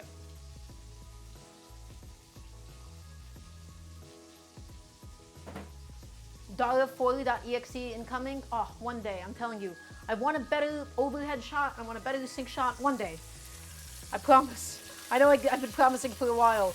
Okay, this chicken thigh has detached and it is nice and beautiful and nice and crispy. This chicken skin, I once again got a little bit impatient, but that's because my fond at the bottom of the pot is a little bit more impatient than I, and we have to begin to move a little bit quicker at this stage to not scorch all of that beautiful fond that we have worked to develop together. Okay, once it comes out, all of my aromatics, all of my spices go in, and it'll be delicious. Very excited about it. Instead of using water for this, we'll be fortifying it with that delicious homemade chicken stock. Oh, it'll be lovely. It'll be really special.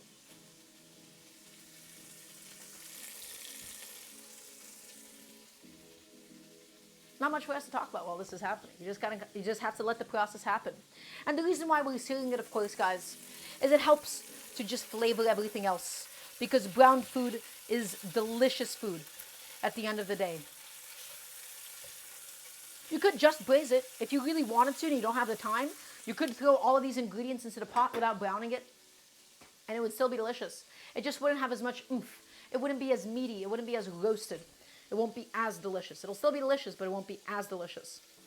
I just want to scrape up the brown bits on the bottom and eat them. Yeah, Persephone, we all do. But it might be a little too salty to do that at this stage, at least. Okay. I think that this chicken is just about ready. Because again, I don't want to compromise my fond on the bottom. It might make the rest of the braise a little bit too bitter.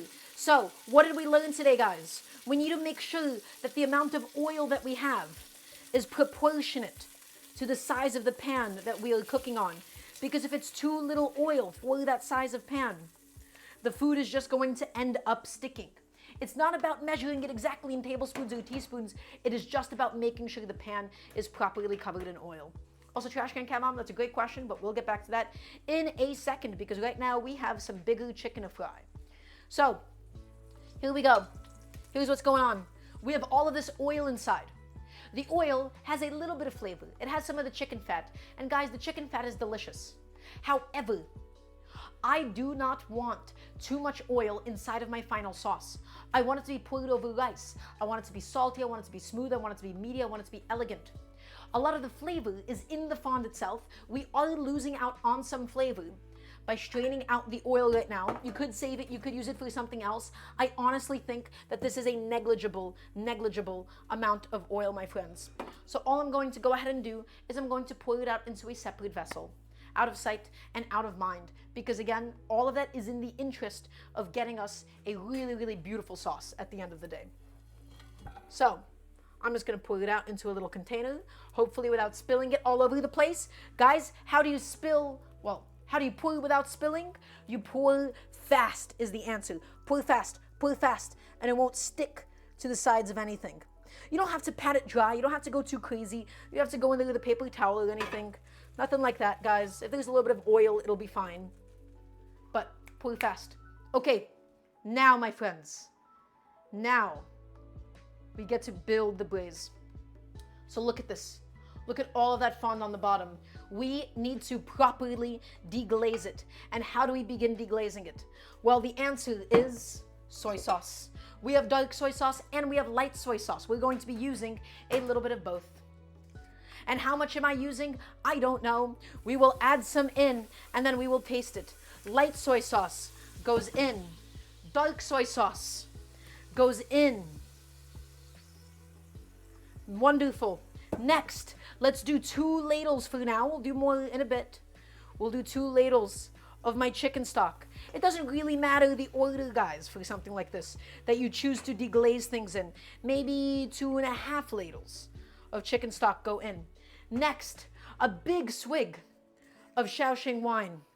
Look at the color that we're developing. That goes in. Gorgeous. Next, we're going to turn on the temperature. We're going to put it back onto the heat. Hello? Oh, wrong one. We're going to put it back onto the heat, guys. And we're going to go ahead and take a nice wooden spoon and gently scrape off any of the stuck skin, any of the stuck proteins on the bottom of the pan. If that requires bringing this to a boil, then so be it. But you do not want any of that fond being stuck on the bottom, okay? Now, this is going to reduce somewhat while it is in the oven. We do need to make sure that we have enough liquid in there, that the chicken is as submerged as it can be. So with that being said, I'm just going to taste it for a little bit of salinity right now. I'm probably going to do more of the light soy sauce before anything else. It just tastes like soy sauce and it tastes like chicken stock right now. It's going to need a little bit more soy sauce for sure, and we can always adjust afterwards. So a little bit more soy sauce of the light variety goes in. Excellent. Next, another ladle of chicken stock goes in. Next, all of my beautiful aromatics, guys. Do not forget it. Star anise, ginger, garlic, cinnamon stick, sichuan peppercorns, scallions. All of it goes inside, as well as the rock sugar. Again, you don't have to use rock sugar. You could use honey. You could use any kind of sweetener that you so desire that you happen to have on hand. All that goes in. And what do we do? We stir it around. We're going to just get this to a nice gentle simmer so that we make sure that it is up to temperature. And we're going to melt in the rock sugar as much as possible at this stage.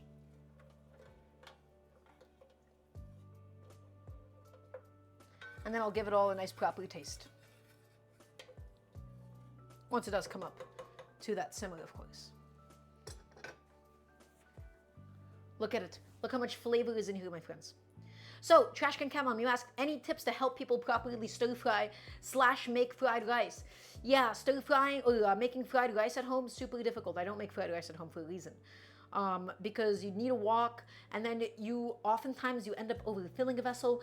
The answer to make good fried rice at home, when the rice is cold, it comes out of the fridge, separate it with your hands, separate it really good, And then make sure that you are using less rice than you think.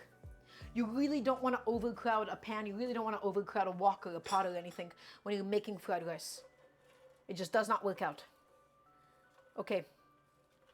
Guys, we have so much flavor. We have so many different aromas happening inside of this pot at the moment. I'm very, very excited about it. And I'm going to melt in the rock sugar, and I just want to taste it. I just want to taste it to see where it's at.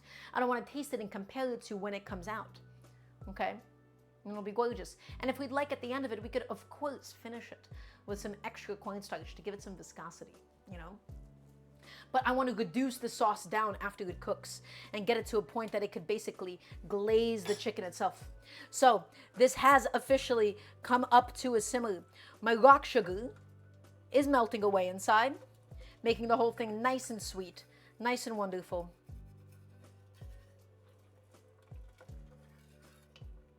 Excellent. And now that has come up to a simmer, I'm confident that I can taste it without there being any pathogens for me to worry about.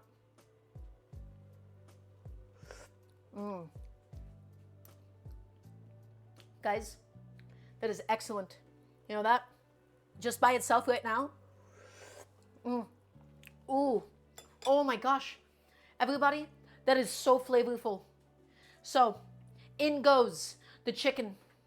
In it goes, and it's going to increase the level, of course, because we're just going to pack it up. And we're going to do skin side up as much as possible for this. And if some of them are not perfectly skin side up, then that's okay too. Let's pack it full of the chicken. Let's pack it full. Let's pack it full. Let's pack it full. Wonderful.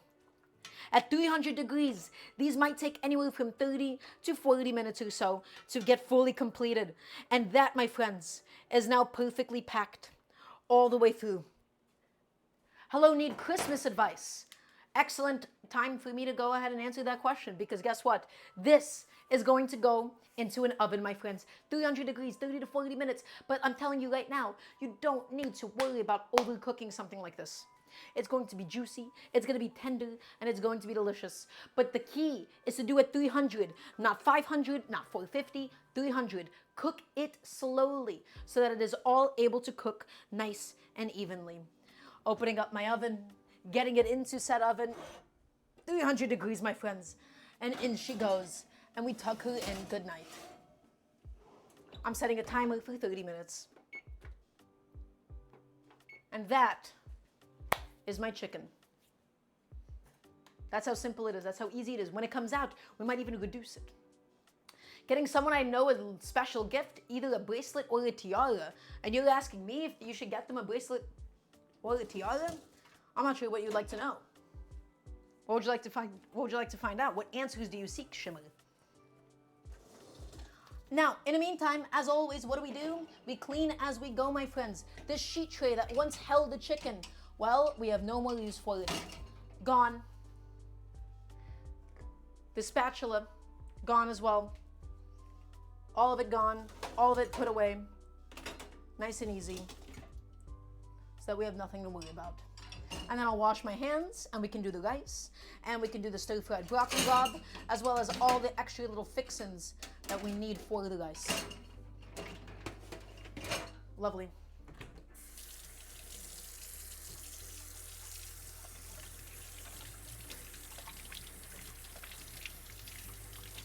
A gift of meaning, mostly. Well, here's the thing. I am not really a bracelet or a tiara kind of person.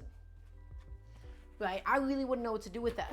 If that's something that you're the person, like, I don't know the person that you're gifting this to, Shimmer Code. You know? So, I feel like your question is a lot more dependent on them. So, I would not be able to give you that kind of input, I'm afraid. If I knew this person, then I might be able to be a bit more help. But I'm afraid not. Okay, everybody, now let's go ahead and talk about the rice. The rice is so simple and it is so easy. And I am here to teach you how to make perfect. And I don't mean, I don't mean mushy. I don't mean tough and chewy. I mean actually perfect rice. Every single time. Consistently. Whenever you want it. So, come with me. on my stove, what do I have? I have my rice that I properly rinsed and I properly drained. Now, I am adding in just enough chicken stock to cover and then a little bit more. I'm not using the fingertip method. I'm not using the fingernail, none of that. Super simple. Add enough water to cover. Add a little tiny bit more on top. You bring it to a boil, put a lid on, drop to a simmer, lowest possible heat, 20 minutes. That's how simple it is. That's how easy it is. Watch. Take it. Cover it with the stock. Cover it with the stock until you're seeing the water level rise, my friends. And this is how we get really, really rich, delicious aromatic rice. Okay, take a look. Take a look. Look at the water level. Okay? It is now sitting at just a little bit above the rice. I'm going to add in a tiny little splash extra, just a few millimeters above the rice itself. That's it. That is as much water as this amount of rice is going to need. Bring it to a boil, drop to a simmer, put a lid on, 20 minutes. That is it, my friends. And I will bring it to a boil in front of all of you. And then we'll be finishing it in a very, very special and in a very delicious way. Okay, so take it, bring it up to a boil, and then we'll stir it around a little bit. That's it. That's how simple it is. We're not salting it because the stir fry and the chicken itself, they're both going to be quite salty. So we want this to be intentionally bland, okay? You want it to be intentionally bland so that everything balances out really, really nicely instead. Okay, just bring that bad boy up to a boil.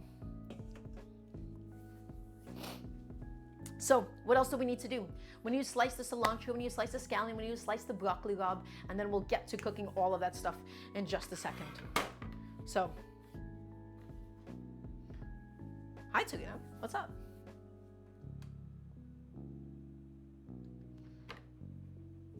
This doesn't look that good when it's just a little tiny pan of rice like that, but we'll soon get it out of there. Okay, I have my broccoli rabe. Wait, what happened? What happened? Chef got dissed. What did I do? What happened? What did I miss?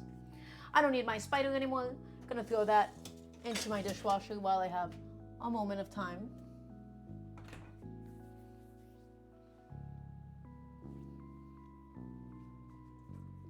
Okay, guys, broccoli rabe. All I'm going to go ahead and do is I'm just going to give it a little squeeze because it's kind of like a mop, right? It soaks up quite a bit of excess liquid, more than you would expect, okay? So I'm just giving it, in fact, I think you should watch this process of me giving it a bit of a squeeze. It doesn't need to be bone dry, but it really, really mops up liquid like nothing else, okay? You don't want to squeeze it into oblivion. You don't want to completely destroy your broccoli rabe. Okay, just give it a nice little gentle, gentle squeeze in small handfuls. 2. And guys, remember that huge volume of vegetables that we had? Well, she's all gone now. And we were just simply left with this, which is not an issue, not at all. Jesus, Tech Chance. Wow, tough day, huh? You're having a tough one. Okay.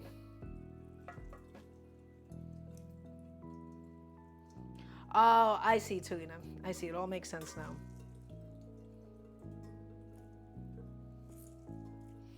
Okay, broccoli rabe. All nice and properly drained. I'm going to put that away, and we'll soon be putting that, of course, into the dishwasher. We always start off with an empty dishwasher when we cook at home, guys. Always, always, always. My rice is not at a boil yet. So, all that we need to do now is we're just going to take it and we're just going to cut it up into, you know, something a little bit smaller because you don't want to be eating massive chunks of this stuff. Something like that, and something like that, and something like that. Maybe like 2-inch segments in total, 1-inch segments. There you go. All of those greens, guys. But tell me right now that you would not eat all of those yourselves.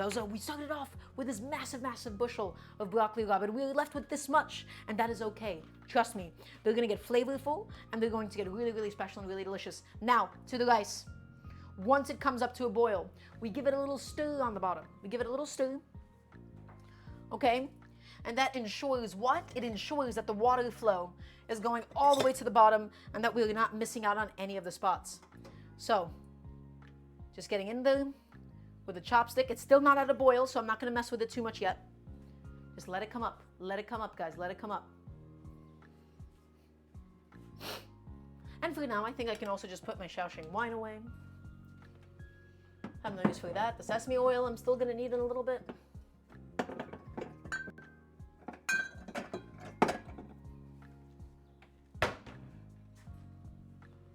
Okay, chopstick, great tool. Yes, just a single chopstick is going to be perfect.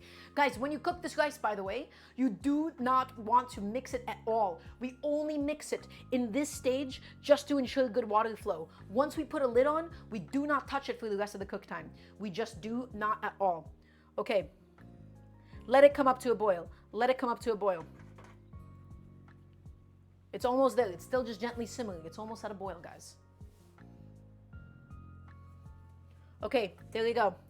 Now, go in there, just create little teeny tiny canals, essentially for the water to pass through. And I'm going to be taking this onto another stove because this is where the broccoli rabe is going to end up happening. There you go. Low heat, my friends. Really, really low heat. And where is my lid? Where is my lid? Hello? Did I leave you behind somewhere? I did. Super low heat. On it goes. Now, for the broccoli rabe, I'm going to get myself a nice, large, wide pan. There she is. I'm just checking on my chicken. It looks wonderful. It smells great. Okay, nice wide pan. Once again, guys, medium heat or so. We're going to add in a generous amount of peanut oil to actually properly fry these vegetables, to properly fry the broccoli rabe. Okay? This is such a simple and such an easy way to make any sort of stir-fried green, guys. This is applicable to basically all of them. Kale, you can do this with spinach, with bok choy, with yu choy, okay? They're all really, really, really good choices for something like this. So, medium heat. You want to get this pan super, super, super hot. We're going to add the broccoli rabe.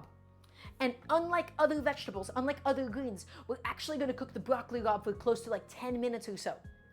Once again, broccoli rabe loves extended cook time. It does not love super, super quick saute, in and out, you're done. Oh, hello. I wanted to taste it just to see how bitter it is at this stage. And then you'll see how much less bitter it gets over time. So, tasting it right now. A little bit bitter. Very tasty, but a little bit. But trust me on this one, okay? Oil goes in, heat it up really nicely. My rice, super, super low heat at this stage. Super teeny tiny low heat. And you'll see how fluffy and delicious my rice is at the end of it. We stir fry this for about 10 minutes. Then we add in our sauce and we plate it up and she's going to be all done. And you'll see how yummy it is. You won't be able to taste it unless you cook along with me for some reason. But it'll be good. Trust me. Okay, we have a second. What do we do when we have time? We start getting stuff done, guys. So I have this strainer. I'm going to use the strainer in a little bit. I'm just tapping out all the chunks from it. The strainer I'm going to use. Now the pot, my pressure cooker pot, it's holding all of my bones. You know what we can do, guys? If you guessed clean it, you'd be absolutely correct. We have to. We absolutely must clean as we go when we cook at home, everybody. Okay? Super, super important. I'm just going to get my bones dumped into the trash. They've done their job. They don't need to do anything else for us today.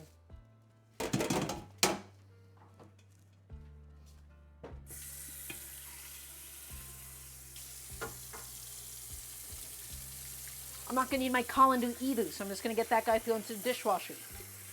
It'll be great. Colander done. Bowl done. Just keep it moving, guys. Keep it all cleaning. Keep it cleaning. Okay. Now again, traditionally, you wouldn't really be using a vessel quite like this to stir fry. You would not be using a flat vessel. You'd be using something like a wok. But for greens, I don't actually think it matters all that much. Okay, how's this going? We want this oil, guys, to be quite hot. You want it to be quite hot. You want it to be slightly smoking. You want it to be slightly shimmering. Medium heat, not high heat. If you do a high heat, once again, hot spots and cool spots. Heat it up for a longer period of time, okay, instead, with a medium heat. And you'll get a properly evenly heated vessel. Gonna get a little coaster plate set up. And I think for this, we'll just be using some tongs. Keep it simple, keep it easy. Plenty of oil in there to facilitate the frying. And we're going to get some excellent, excellent color developed onto my broccoli rabe. We'll plate it up, we'll finish it off with scallions on top and everything. Maybe some sesame seeds on top, sesame seeds, if we're feeling that way.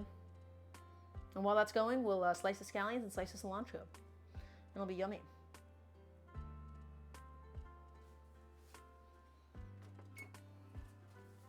How's my chicken going?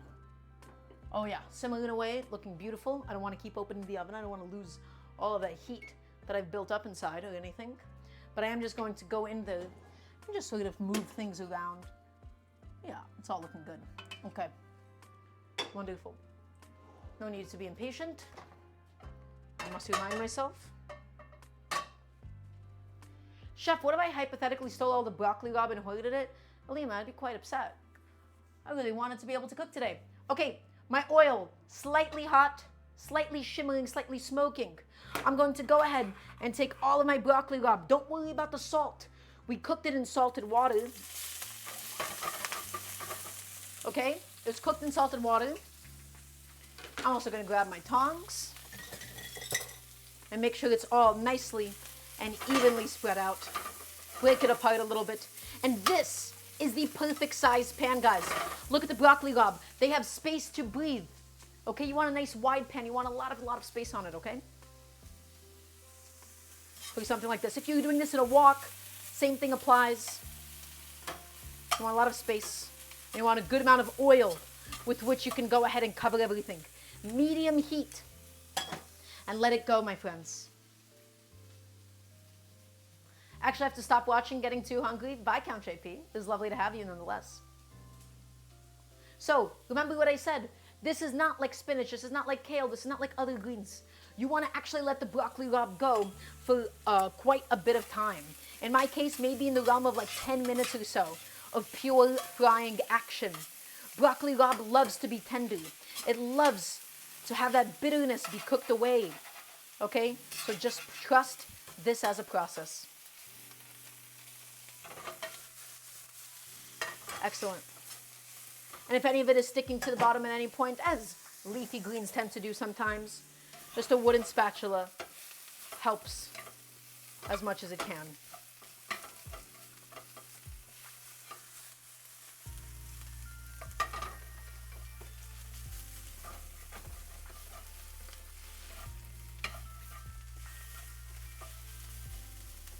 There she goes.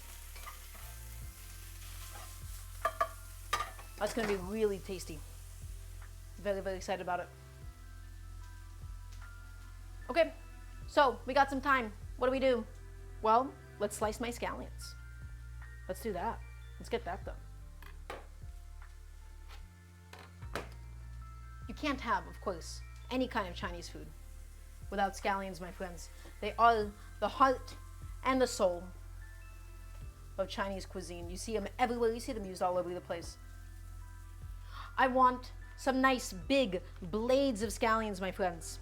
So I'm going to take them. I'm going to stack them up. I'm going to first actually just continue to maneuver my broccoli rabe and make sure that he's doing well. Hello, broccoli rabe. Good to see you. Glad you're in good shape.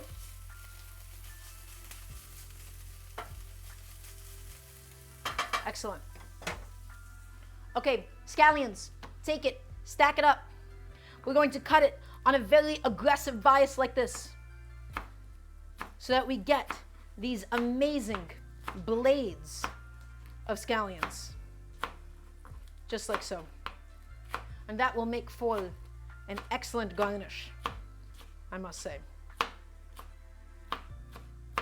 There you go. All that ready.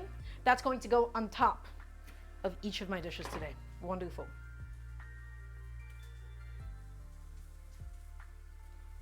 And I'll put it onto this plate.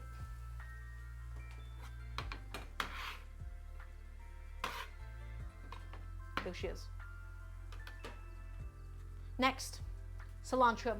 But first I'm actually gonna put away the rest of my scallions into the fridge. And if you guys would like a really, really nice way to keep your herbs fresh in the fridge for a very long time, I'm gonna show you how to do that right now. But first, just moving around my broccoli rabe. Again, don't worry about it burning too much. It's leafy greens. They don't have a lot of sugar to burn. All right? You can really do a lot to broccoli rabe, and it will still come out delicious at the end of the day. So, guys, here's how you keep herbs fresh. Scallions, cilantro, anything that you want. Into a little plastic bag they go. With the help of a paper towel. A paper towel is basically going to be a natural humidity regulator inside of the plastic bag and stop it from being too moist and to stop it from being too dry. And it goes, pack it up, close it. Fridge. And now that will last you however long it lasts. Sometimes a week, sometimes more. Going back to my broccoli rabe.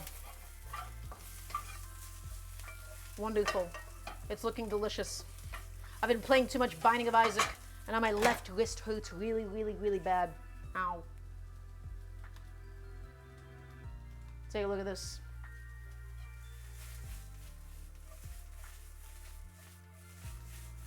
It's getting more and more flavorful, my friends. Trust me, you gotta let this thing cook.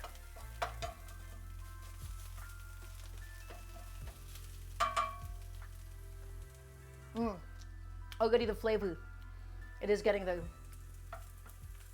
Try some of the stem. The stem is where it's at. And the bitterness, it is dissipating ever so slightly. It is getting less bitter as you cook it, I must say.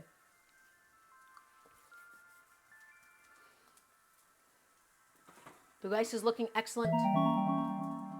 Also, Arc317, welcome on in. Hope you're having an excellent day today. It's lovely to have you. We are indeed back. We've been back.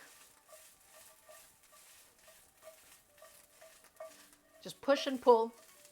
Again, not as much of a stir fry as it is a saute. Stir frying, I feel like, just refers to like a very specific set of skills. And so I feel kind of bad calling this a stir fry, but whatever. Ooh, I need a platter to put this on. I do need a plate to put this on of some kind. I want to look around and see if I have anything that would be nice for something like this. Traditionally, you would do this on like a wider platter, something like that. I don't think I got something like that in my case, so I think I might just need to do a bowl. But I would do a light colored bowl, like a blue one, so that you can see it, so you can see the greens on it and everything. Let it go, let it do its own thing. The rice only needs about 4 more minutes.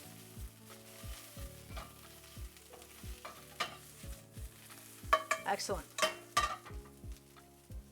All of those vegetables, you can see how little volume they're taking up now, how much they've shrunken. Okay. I have some cilantro that I wanted to use up, and so I thought that would be an excellent addition into my rice today. So that's what we're going to do. And what we can do is we could probably fold in some of the chicken oil. We save some of that oil. We could mix it into the rice and just to give it a little bit more of a luxurious finish. How does that sound? I think that sounds pretty good. All right, cilantro. We don't need too much. We don't want it to overpower the rice or anything. Okay, just a little bit of cilantro. Just because I have some, and it's again a very, very nice way of using it up. I think that's going to be plenty of cilantro. Fine, we'll do all of that amount. Ooh, yeah, and we'll mix it in with the chicken oil that we got. It's mostly peanut oil, but it still has some flavor again, you know? Okay, take it, and what do? We pluck it, and we pluck it, and we get all of those leaves off the stems. All of them gone, all of them off, all of them out of here. Wonderful. Wonderful. Get those stems gone, get them out of the way. Also, guys, how is the lighting today? Let me know. Like my front camera, my stove lighting. I got new light bulbs in my kitchen. I got some slightly brighter LEDs, so I'm wondering how we're feeling about it. Just like slightly brighter overhead lighting is what we've got.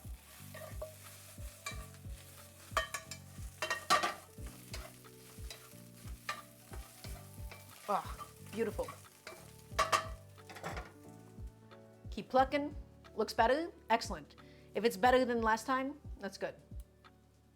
Yeah, the overhead LEDs, the incandescents that were there before, they were so dim, the color temperature was wrong and everything. But again, if you would like for me to have even better lighting, hint, hint, throne wish list. Once again, thank you for those of you guys with more money than others. And if not, then I'll just be by myself and it'll be cool. Okay, leaves, acquired. Now, my friends, give it a nice little thin slice. We're going to take it and we're going to bundle it up. And then we're just going to go ahead and slice it and slice it and slice it and slice it and slice it and slice it and slice it and slice it. Just like so. All the way through. And take it and slice it up. All the way through. Don't chop it. Don't crush it. Just a few slices. Just a few passes, guys. And there you go. Beautifully sliced cilantro.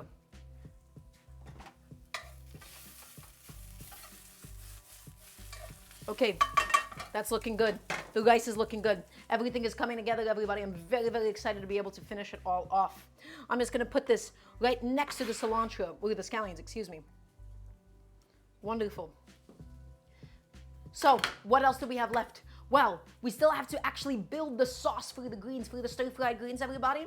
We're going to have to add in the cornstarch, the white pepper, the soy sauce, the Shaoxing wine and everything. And that's going to really make these greens so, so, so delicious. Now, that process, it only takes about a minute at most. So once we do it, we need to make sure that we have somewhere to actually put the greens afterwards. So I'm going to get a nice plate. I'm going to get a nice bowl for it. Wonderful. That can still keep happening. I can still keep cooking. Again, with broccoli rabe, you can really, really push it. I promise you. I can tell you that right now. Now, as for my rice, everybody, I think my rice is all set. I think she is cooked. I don't think it was exactly 20 minutes. It might have been a little bit under, but it's close.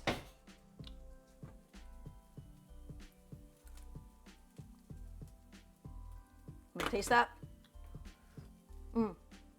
Excellent. Probably needs a little bit more time. Okay. Let's go ahead and finish off the broccoli rabe. So guys, here's what we do. We take it and we lower the heat.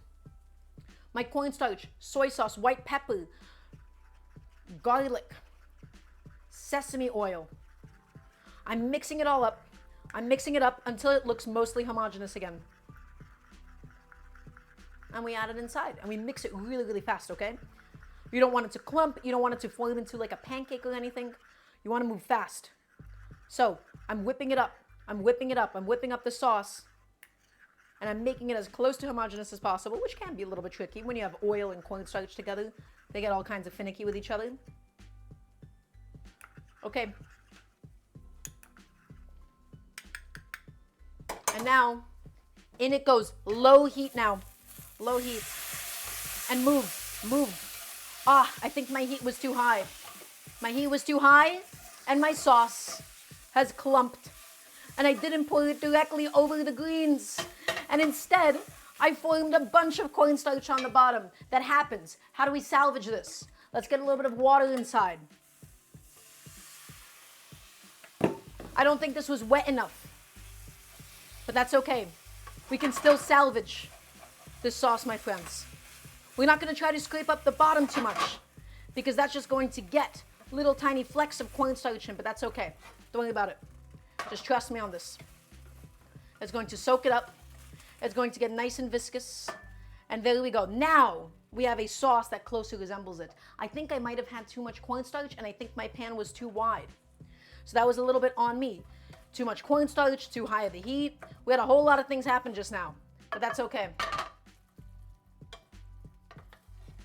Get it in there, get it in there, get it in there. Coat it, move it around. There you go. That is now nice and viscous.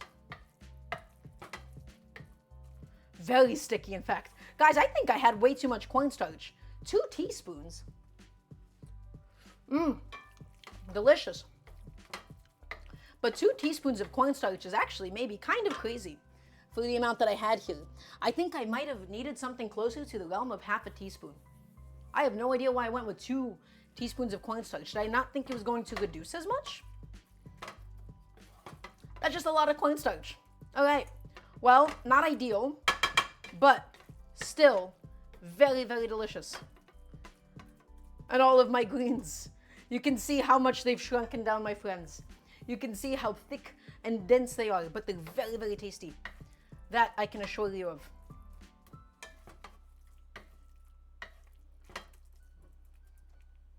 Okay.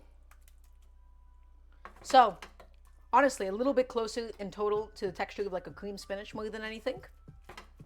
Which I think is funny. It's fine.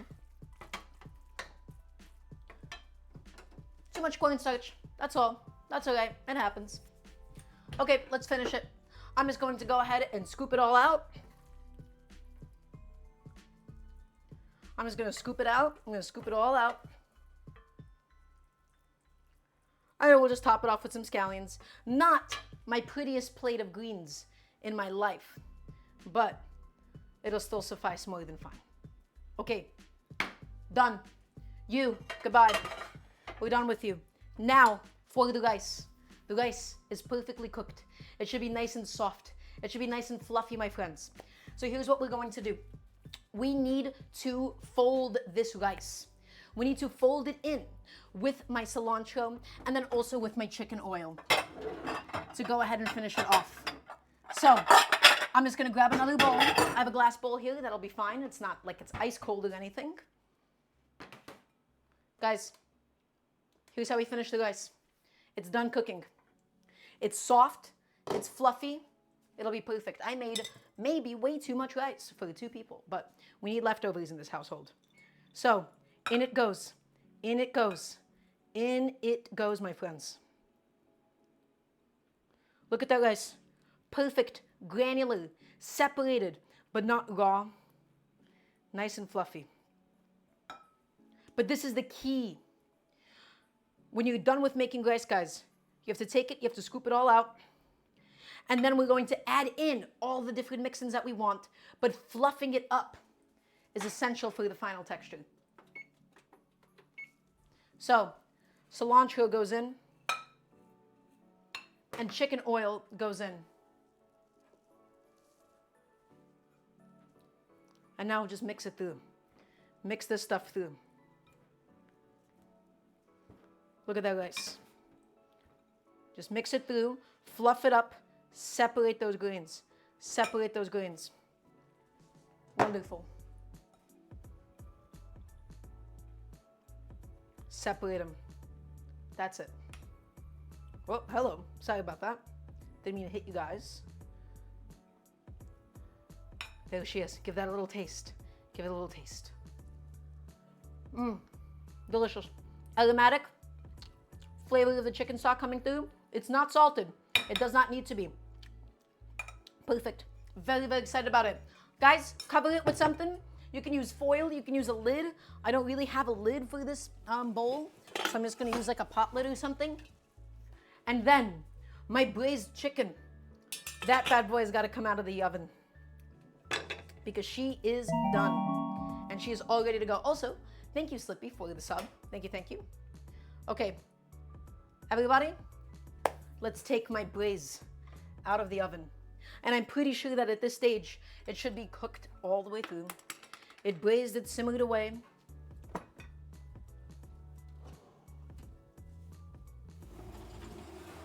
Oh, there she is. Oh, that's hot. I might have just grabbed the Dutch oven with my index finger that was not protected by the towel. That's the braised chicken. Gorgeous. Now, the question is it cooked? That's what we're here to find out. So I'm gonna grab my tongs. We're gonna move it around. Now these are metal tongs, so I'm not scraping up the bottom. Very, very important. It's key, in fact, that we don't do such a thing, such a heinous thing. Okay, what we're really looking for is we wanna see, even without like a thermometer, we can tell if the meat is sort of pulling away from the bone. And with a thermometer, we are shooting somewhere in the range of, oh, I wanna say 175, 180, something like that. So I do have this little meat thermometer. I still haven't bought a new one. Somebody gave me money for it and I still haven't done that. Anyways, we're just gonna take it and we're just gonna stick it in and we're gonna see what the temp is like. 160, 163, 170. Everybody, I think that we are golden. Wonderful. The chicken, it's cooked. It looks wonderful. It looks majestic. I'm going to go ahead. Ooh, I need a nice proper serving bowl for this chicken. And I don't really know how to do that yet. I need like a proper platter. That would be nice for something like this. Okay, I have actually, I think, a platter that would be ideal. This is gonna be perfect. Okay, now, here's what we do. We take this, and we're going to remove the chicken, and we're going to just put it directly on the platter. But guys, don't worry. We are not forgetting about that sauce, not one bit. We would never forget about that sauce. Because it is flavorful. It is delicious. It doesn't need to be super thick. It doesn't need to be super viscous or anything. Don't you worry about that, guys. Don't you worry about that. Trust me, we have bigger fish to fry. So, get that on. Wonderful. Get that on. I'm just making sure that my plate is just stacked with chicken. That is going to be the perfect serving container for something like this. Okay. Now, be careful, please. Remember, the pan, quite hot at this stage. What we're going to do is really, really simple. We're going to reduce this down a little bit. We're going to get it cooking. And then once it is ever so slightly reduced, we're going to also scrape down those sides, guys. We're going to take some of the liquid. We're going to take some of the liquid and scrape down those sides. And then we're going to strain it over the chicken. And then we will be ready to eat. I'm going to just quickly give this sauce a little taste. I want to see where it's at in terms of salinity, in terms of sweetness. I want to see how the flavor has developed. I want to see how the spices have extracted. So grab a little bit of that. Guys, very aromatic. Also, yeah, I'm aware. It's a little bit more complicated than that, but I do appreciate the suggestion nonetheless. I'll get back to the lighting stuff in a little while.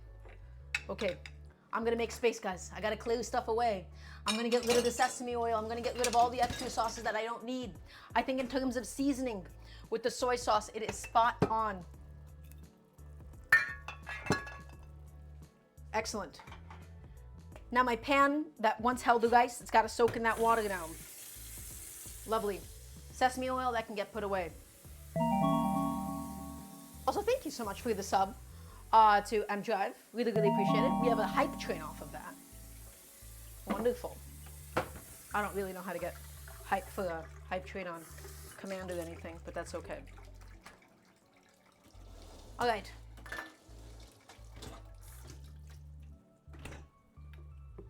Making some space. Cooking the sauce down. And now that the water is all heated up again, just get in there, my friends. Go around and deglaze this pot. Clean up the pot. Anything and everything that is stuck to the sides of the pot, get it back inside. It just makes your cleanup process better later on, and it gives you a better product in the now.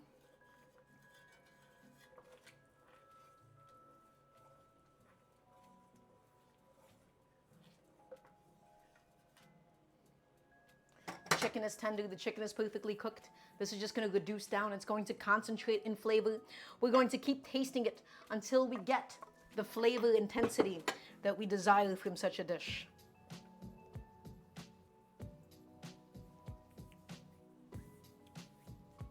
I don't think I need my cutting board anymore either. So I'm going to get rid of that. I'm going to just keep putting stuff into the dishwasher while we go.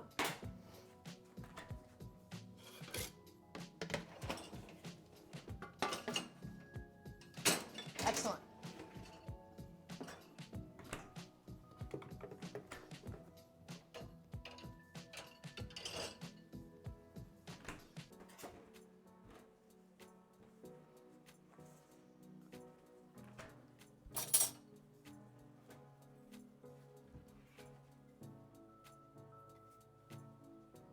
Oh, everybody, I'm very, very excited about the final meal. And I forgot to take my oven off just in case the chicken needed more cooking, but I think the chicken at this point is more than fine. Scrape up that sides, guys. Wooden spoon or silicone only. And we're just going to keep tasting it until once again we get the flavor that we desire. Ugh. I want it sweet, I want it salty, I want it flavorful. We slightly changed the original idea. I was originally going to do like a rice bowl with egg and stuff, but I think this is a little bit more of like a traditional, like full Chinese dinner. Very tasty sauce.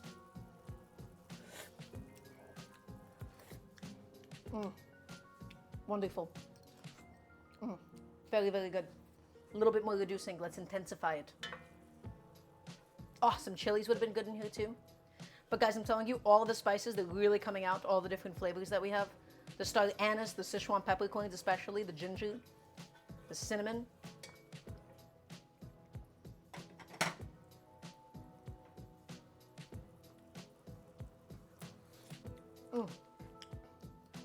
Very, very bright, very delicious. Love it.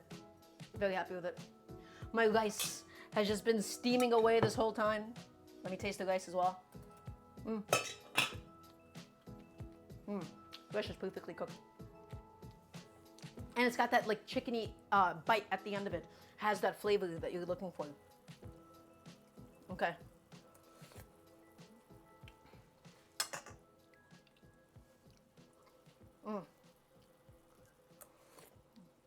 A little bit more, my friends. A little tiny bit more, and then it'll be perfect. And we'll plate, and we'll eat, and we will be out of here. Get that cup, dishwasher as well, please and thank you.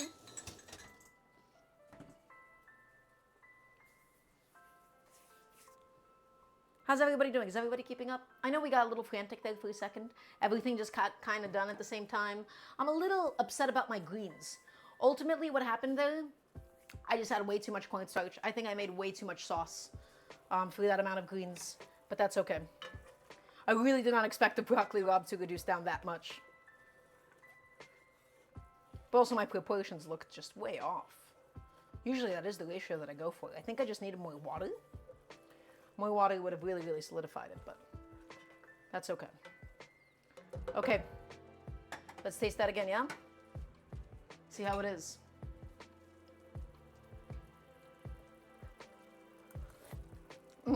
That's it. That now has the intensity that I'm looking for. That's it. That is perfect, guys. That is genuinely, genuinely wonderful. Okay, you're done.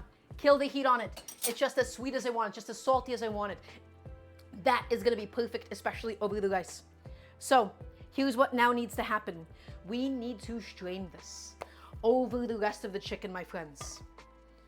And we're going to top it off, of course, with some fresh scallions. So my chicken is here.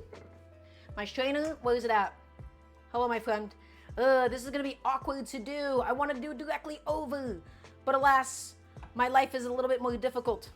Okay, there's another way. There's another method.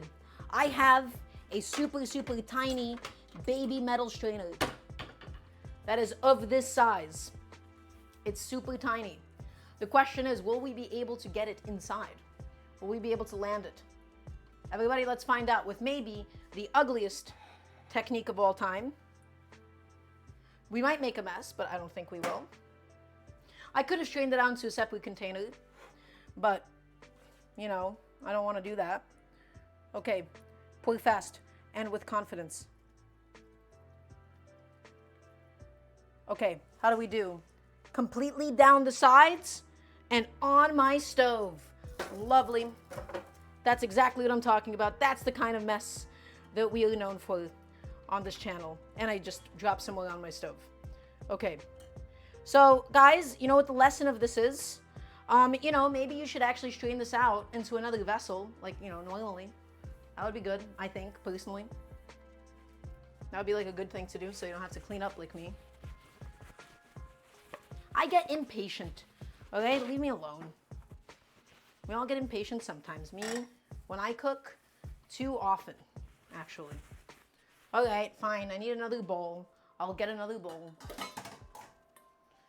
Woe is me. My life is so difficult. It's so difficult being Daramgar, don't forget it. Fine. Is this still hot? It is still hot. It is cast iron after all. Why am I still using the super tiny one? I do not know. But it will work out, guys. It'll be fine.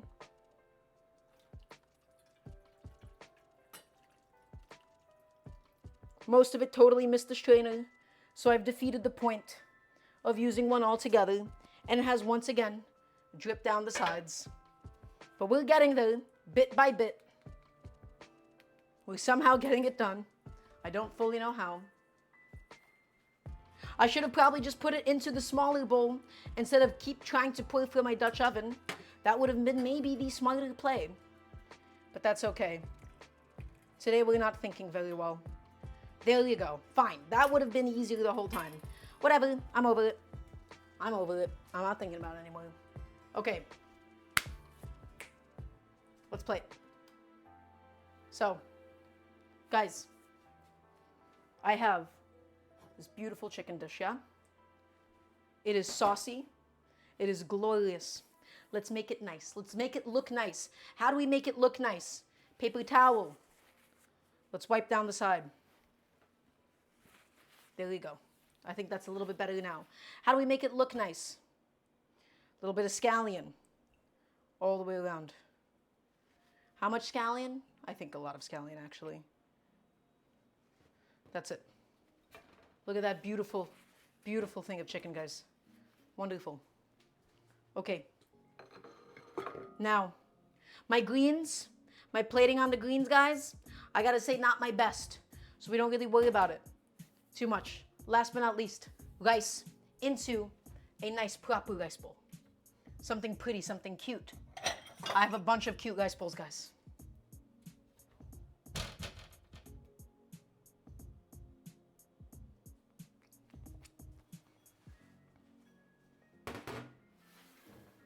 Okay, rice bowl. You know, I don't like the way that looks. Actually, that's a little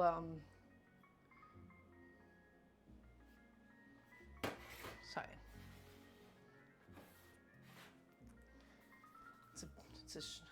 It's not my fault, okay? No, it's not. I didn't do this. All right, leave me alone. Don't worry about it. It came like that. No, that's not.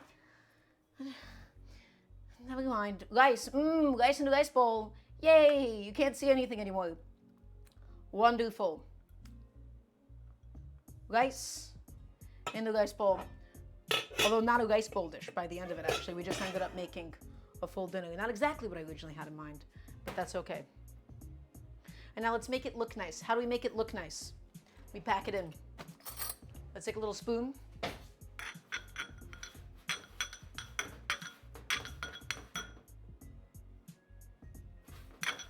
Just go around the sides very, very gently. Okay, everybody, we're done. We did it all.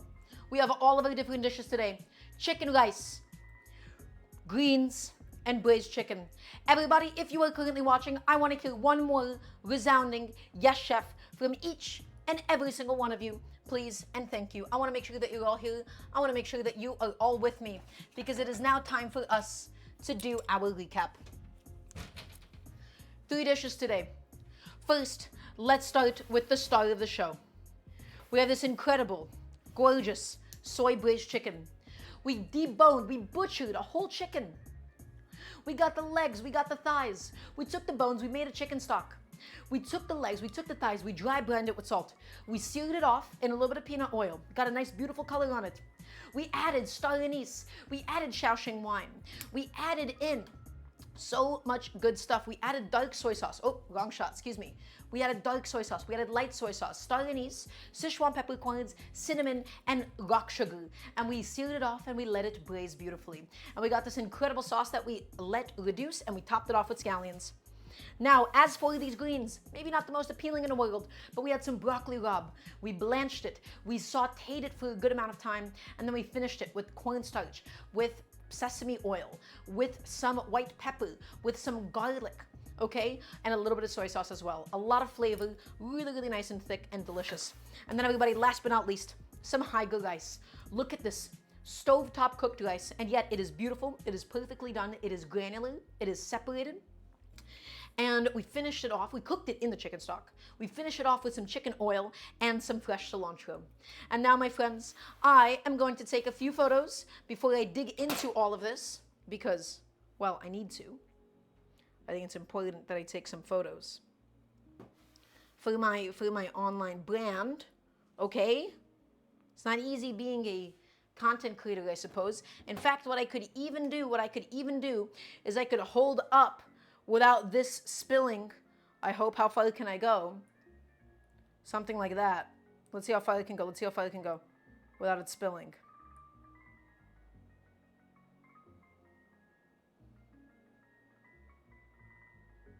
Something like that. Give us your best Mr. Beast face. As key, I don't think I'd be able to do that particularly well.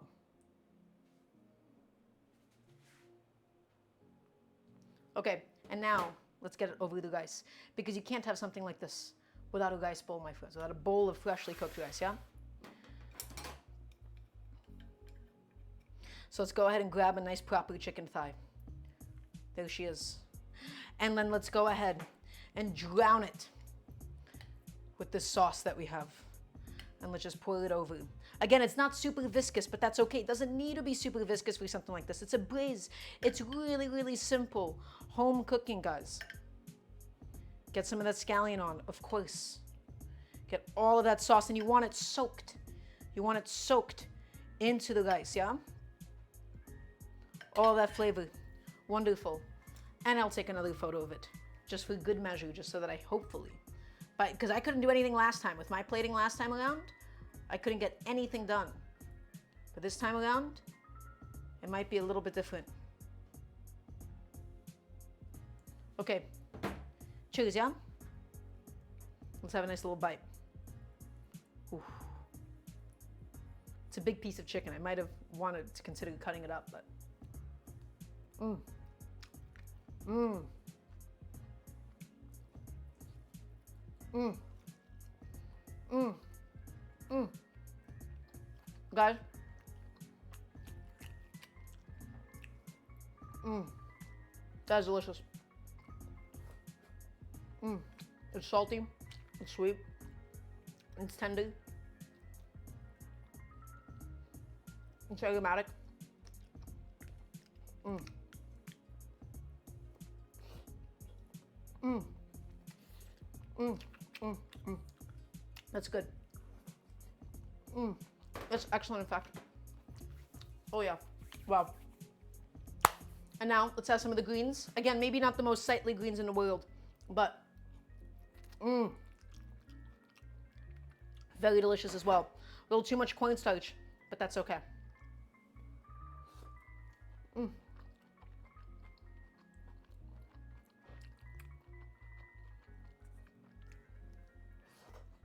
Mmm. Mmm. Mmm. Mmm. It's so simple, but it's so delicious, guys. Mmm. That's wonderful. Okay. I'm very happy about that. I want to be able to eat this and enjoy this off camera. Guys, thank you so much for being here. Thank you for stopping by. Next stream is, of course, next week, Sunday, 5 p.m. EST, every single Sunday. Now, housekeeping. If you'd like to support the show, again, the biggest focus is the throne, is the wish list. Exclamation mark wish list. Okay? I'm trying to get those new light stands. I'm trying to get the new lights. If you can, exclamation mark wish list, throne.com/Daramgar. And then if you go into the stream folder, there's the light stands and the new lights that I need. I'll see you guys next week. Thank you all for being here. Thank you all for stopping by. I appreciated every single one of you. As always, I can't wait for the rest of this year with you, for the rest of 2025 with you once that begins. I hope you all have a really excellent rest of your week. And I will see you all on Sunday. So, see you soon. See you then. And goodbye.